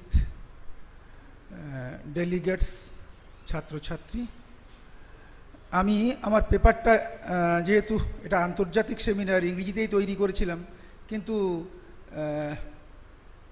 এখানে ম্যাক্সিমাম ছেলে মেয়েই আছে এবং যাদের জন্য ইংরেজিতে করা তাদের কাউকে তো দেখতে পাচ্ছি না। ফলে আমি বাংলাতেই বলার চেষ্টা করছি, কারণ যাদের জন্য ইংরেজিতে বলা তারা কেউ নেই এখানে। আমার পেপারটা এরকম ছিল, tribal life in Bengali novel before 1970। আসলে এই যে আদিবাসী এবং জনজাতি, এই দুটো কথাই মোটামুটি পৃথিবীর ইতিহাসে যদি আমরা দেখতে পাই, পাশাপাশি এই দুটো কথা ব্যবহার করা হয়। আসলে এই যাদেরকে আমরা জনজাতি বলছি, আদিবাসী বলছি, ইন্ডিজিনিয়াস পিপল, এরা সেই আদিম কাল থেকে পৃথিবী জুড়েই আছে। এরা আদিবাসী। এখন দেখা যাচ্ছে যে এই মেইনস্ট্রিম সিভিলাইজেশন যখন তৈরি হলো, তখন কিন্তু মেইনস্ট্রিমের সঙ্গে এরা জুড়ে গেল না। কারণ এরা বাস করত মূলত পাহাড়ে, জঙ্গলে, ভ্যালিগুলোতে। ফলে কি হলো যে এরা একটু দূরে থেকে গেল। কিন্তু তার সঙ্গে এমন নয় যে তথাকথিত যে ভদ্র সমাজ, মেইনস্ট্রিম, তাদের সঙ্গে এদের যোগাযোগ ছিল না এমন নয়, কিন্তু সেই যোগাযোগটা কোনো আত্মিক যোগাযোগ নয়। এই যে মার্জিনালাইজড, অপ্রেসড, এক্সপ্লয়েটেড এই যে জাতিটা, এটার আমাদের জনজাতি, এরা আমাদের আদিবাসী। এখন বাংলাতেও এরা ছিলেন, বাংলার যে আশেপাশের অঞ্চলগুলো সেখানেও এরা বিপুল পরিমাণে ছিলেন। বাংলা সাহিত্য শুরু থেকে এদের কথা কেমন করে ভেবেছে, আমি তার একটা ছোট্ট বিবরণ দেব খুব অল্প সময়ের মধ্যে, কারণ বেশি কথা বলবার এখানে সময় নেই, শুধু এইটুকু বলবার জন্য আমি পেপারটা তৈরি করেছি যে বাংলা সাহিত্যে এদের অবস্থানটা আছে কিনা, কিভাবে আছে, এবং সেজন্যই যারা বাংলা সাহিত্যরা জানেন না তাদের জন্য এই ছোট্ট নোটটুকু। প্রথম দিক থেকে যখন বাংলা সাহিত্য শুরু হচ্ছে সেখানে কিন্তু এই যে আদিবাসীরা, এদেরকে আমরা নানাভাবে দেখছি। কখনো এদেরকে অসুর হিসেবে দেখানো হচ্ছে, শত্রু হিসেবে এরা আসছে, আবার কখনো এমন করে আঁকা হচ্ছে এদেরকে যে এরা আমাদের একেবারে ভৃত্য স্বরূপ, এরা খুব বিশ্বাসী স্বরূপ, এদের বিশ্বাসের কথা বারবার বলা হচ্ছে, এদের সততার কথা বলা হচ্ছে। অর্থাৎ দুরকমভাবেই এই ইন্ডিজিনিয়াস পিপলকে আমরা আঁকছি। যদি বাংলা সাহিত্যের আধুনিক সময়ের কথা বলি তাহলে এই 19th সেঞ্চুরি আর্লি, যেখানে রবীন্দ্রনাথ এবং তার অন্যান্যরা যখন লিখছেন, তখনও পর্যন্ত কিন্তু এই আদিবাসী সমাজকে নিয়ে খুব বেশি লেখালেখি গভীরে গিয়ে হচ্ছে না। রবীন্দ্রনাথ আদিবাসী সমাজকে জানতেন না তা নয়, শান্তিনিকেতন থাকাকালীন প্রচুর সাঁওতালদের সঙ্গে মিশছেন তিনি, তার লেখার মধ্যে আদিবাসীদের কথা আসছে, কিন্তু তাদের সমস্যার গভীরে যাওয়ার চেষ্টা এই সময়ের লেখাগুলোর মধ্যে নেই। ইতিমধ্যে আমরা জানি যে 1923-এ কল্লোল নামে একটা পত্রিকা তৈরি হচ্ছে, এবং এই সময় থেকে আমরা দেখতে পাচ্ছি যে প্রেমেন্দ্র মিত্র, অচিন্ত্য সেনগুপ্ত, বুদ্ধদেব বসু, মানিক বন্দ্যোপাধ্যায়, তারাশঙ্কর বন্দ্যোপাধ্যায়, বিভূতিভূষণ, আরও যারা আছেন, তারা এখানে বিভিন্ন গরিব মানুষের ছবি চিত্রিত করা শুরু করছেন, নানা ধরনের গরিব মানুষের ছবি। তো এই যে ইন্ডিজিনিয়াস পিপল, এরাও কিন্তু এই গরিবদের একটা অংশ, ফলে স্বাভাবিকভাবেই এই গরিবদের কথা, শোষিতদের কথা লিখতে গিয়ে তাদের কথাও এখানে লিখতে শুরু করছেন তারা। এবং আমরা দেখতে পাচ্ছি যে এই সময় যে সমস্ত লিটারেরি ওয়ার্কগুলো হচ্ছে সেখানে এই সমস্ত ছবিগুলো আসছে, যে ট্রাইবাল লাইফের যে স্ট্রাগল, তাদের যে সমস্ত কাস্টমস, তাদের যে সামাজিক অবস্থান, তাদের অর্থনৈতিকভাবে যে ডিপেন্ডেন্স, তাদের কালচারাল ভ্যালুজ, এই সব জিনিসগুলো ধীরে ধীরে এই সময়ের সাহিত্যে আসছে। কিন্তু তৎসত্ত্বেও যে জিনিসটা আসছে না এত কিছু লেখার পরেও, সেটা হচ্ছে তাদের যে কালেকটিভ লাইফ স্ট্রাগল এবং তাদের যে আইডেন্টিটি অথবা তাদের যে পলিটিক্যাল কনসাসনেস, এই জিনিসগুলো কিন্তু তখনকার নভেলে এই সময় অবধি আসছে না, যেগুলো আসছে তার পরে। যে উপন্যাসটার কথা আমি প্রথমে বলবো, যেটা দিয়ে শুরু হচ্ছে এই আদিবাসী জনজাতির কথা বাংলা উপন্যাসে খুব আসা শুরু হচ্ছে, সেটা হচ্ছে আরণ্যক। বিভূতিভূষণের আরণ্যক সেই উপন্যাস যেখান থেকে আমরা প্রথম এই আদিবাসী জনজাতির কথা, তাদের জীবনযাত্রা, তাদের সংস্কৃতি খুব গভীরভাবে পেতে শুরু করছি। এবং সেখানে আমরা দেখতে পাচ্ছি যে দবরুপান্না, সেখানে একজন তথাকথিত ট্রাইবাল রাজা, সে কিন্তু সিপাহী মিউটিনিতে লড়াই করেছে, তারপরেও আমরা দেখতে পাচ্ছি যে একটা সহজ সরল জীবনযাপন করে। সে বলছে যে এই জঙ্গল, এই পুরো দেশ আমাদের দেশ। তার কাছে দেশ ধারণাটা হচ্ছে এই জঙ্গল। কলকাতা সে তো আর একটা দেশ, তার কাছে দেশ ধারণাটাও তাদের কাছে তখনও পর্যন্ত স্বচ্ছ নয়। ওই জঙ্গলে বাস করা মানুষ দবরুপান্না, কিন্তু এই দবরুপান্নার মধ্যে কিন্তু তার দারিদ্র্য নিয়ে কোনো ধরনের হীনমন্যতা নেই অদ্ভুতভাবে। এবং বিভূতিভূষণ তাদের কথা লিখলেও তাদের যে এক্সপ্লয়টেশন, ইনইকুইটি সম্পর্কে তাদের যে ভাবনা, এসব নিয়ে খুব বেশি মাথা ঘামাচ্ছেন না এই উপন্যাসে। এই আরণ্যক যখন লেখা হচ্ছে, তার পরে পরেই তারাশঙ্কর লিখছেন কালিন্দী 1940-এ, যেখানে তিনি এই ট্রাইবালদের স্ট্রাগল নিয়ে লিখছেন। এখানে আমাদের যে সাঁওতাল বিদ্রোহ, সেই সাঁওতাল বিদ্রোহের প্রেক্ষাপটে লেখা হচ্ছে এই কালিন্দী উপন্যাস। আমি ডিটেলে যাব না, আমি শুধুমাত্র খুব অল্প সময়ে একটা পিকচার তুলে দিচ্ছি, জাস্ট নামগুলো বলছি, সময় নেই কারণ সবাই খুব ক্লান্ত, প্রায় 5:30 বাজছে। তারপর যে উপন্যাসটার কথা বলছি সেটা হচ্ছে তারাশঙ্করের অরণ্যবন্যী। এই অরণ্যবন্যীতে সোশিও ইকোনমিক এবং পলিটিক্যাল হিস্ট্রি সাঁওতালদের, সেটাও আমরা এই উপন্যাসের মধ্যে পাচ্ছি। এবং মূলত এটা ভাগলপুর, তিনপাহাড়, রাজমহল থেকে বীরভূম, একেবারে সাঁওতাল পরগনা থেকে দেওঘর, এই অঞ্চলের যে সাঁওতাল তাদেরকে নিয়ে এই উপন্যাসটা লেখা হচ্ছে। এরপর 1970-এ চুয়াড় বিদ্রোহ যেটা হয়েছিল তাকে কেন্দ্র করে তারাশঙ্কর লিখছেন জঙ্গলগড় উপন্যাস 1964 সালে। 1958-তে 56 এবং 58-তে দুখণ্ডে প্রকাশিত হচ্ছে সতীনাথ ভাদুড়ির উপন্যাস ঢোড়াই চরিত মানুষ, যেখানে ধাঙর যে উপজাতি তাতমাটুলি রিজিয়নের বিহারের, তাদের সম্পর্কে বলা হচ্ছে। যদিও এখানে যে ঢোড়াই উপন্যাসের যে নায়ক, সে কিন্তু মানে গান্ধিয়ান ফিলোসফিতে তার আস্থা, এবং সেই জায়গা থেকে ঢোড়াইয়ের যে জীবনযাত্রা, ঢোড়াই চরিত মানুষ, ঢোড়াইয়ের জীবনযাত্রা সে কেমন করে তার মধ্যে জাগরণ ঘটছে সেই কথাটার দিকে তাকিয়েছেন তিনি।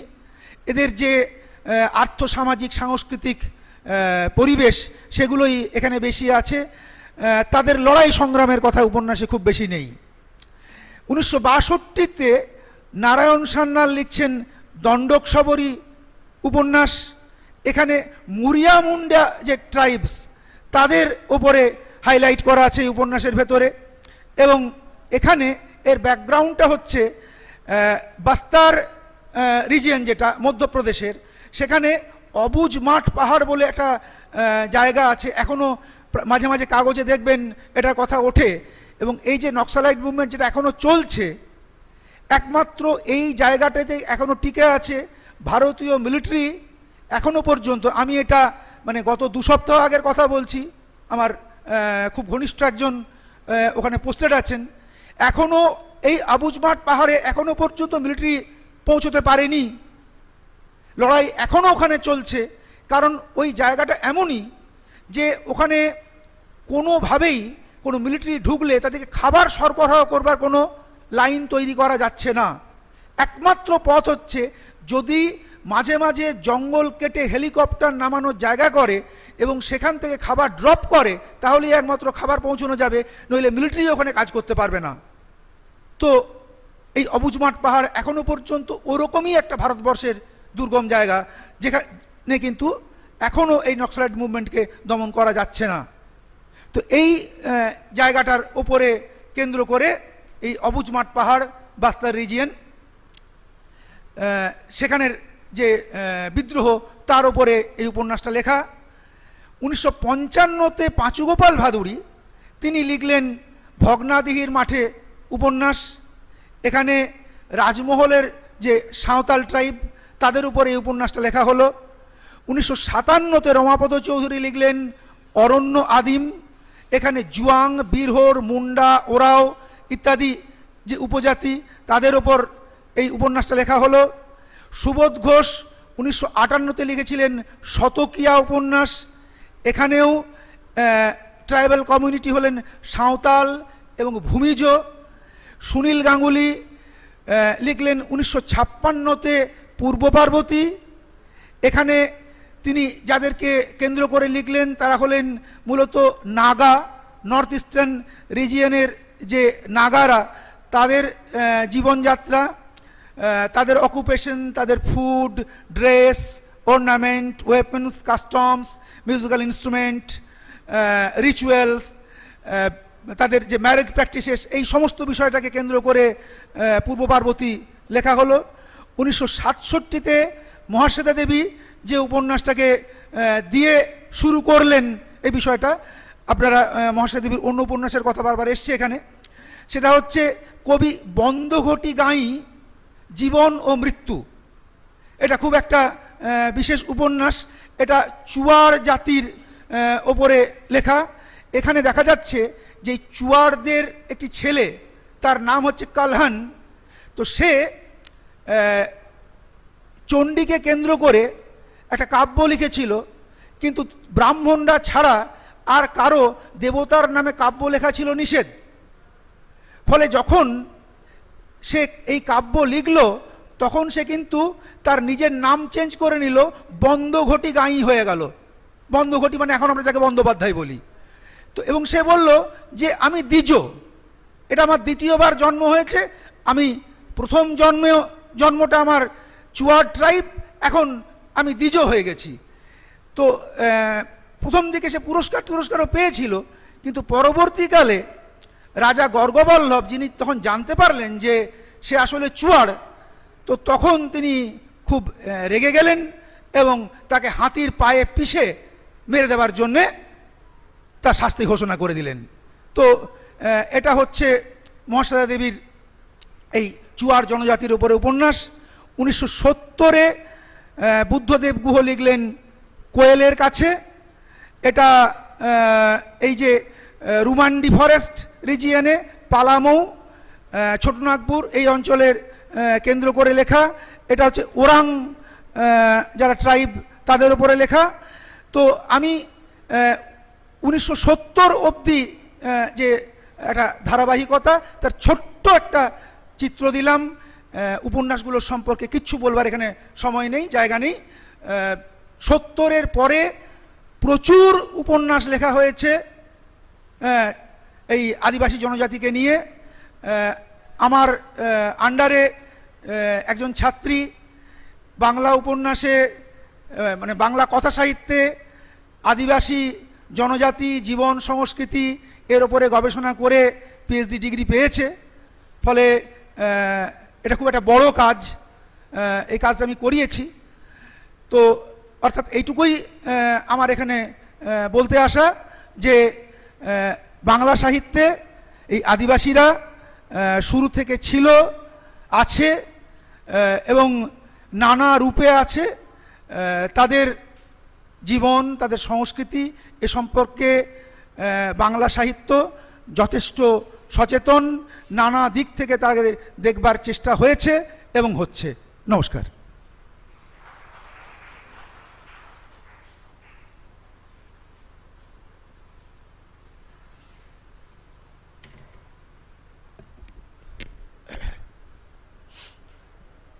নমস্কার।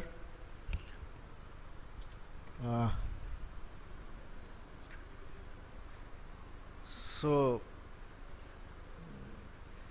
thank you once again to our teacher Dr. Ujjwal Kumar Gangopadhyay for introducing us with the literatures, novels in Bengali, written in Bengali on tribes. এটা আবারও তাকে ধন্যবাদ জানানো হচ্ছে যে তিনি আমাদের বাংলা সাহিত্যে ট্রাইবাল লাইফ নিয়ে যে সমস্ত আলোচনা হয়েছে তার সঙ্গে পরিচিতি ঘটালেন। Those who are interested in the novels or literatures and on the tribal lives, so now it is easier to us, it is easy to us to go through the novels, to find out the novels. If we are really interested to know about the tribal life, then we can go through the books easily, because it is very difficult to find out the books, because we do not know in which books which part is there, and he narrated it well. So once again, thank you to Dr. Ujjwal Kumar Gangopadhyay, and thank you to all the audiences, invited speakers, for being with us. Oh, sure.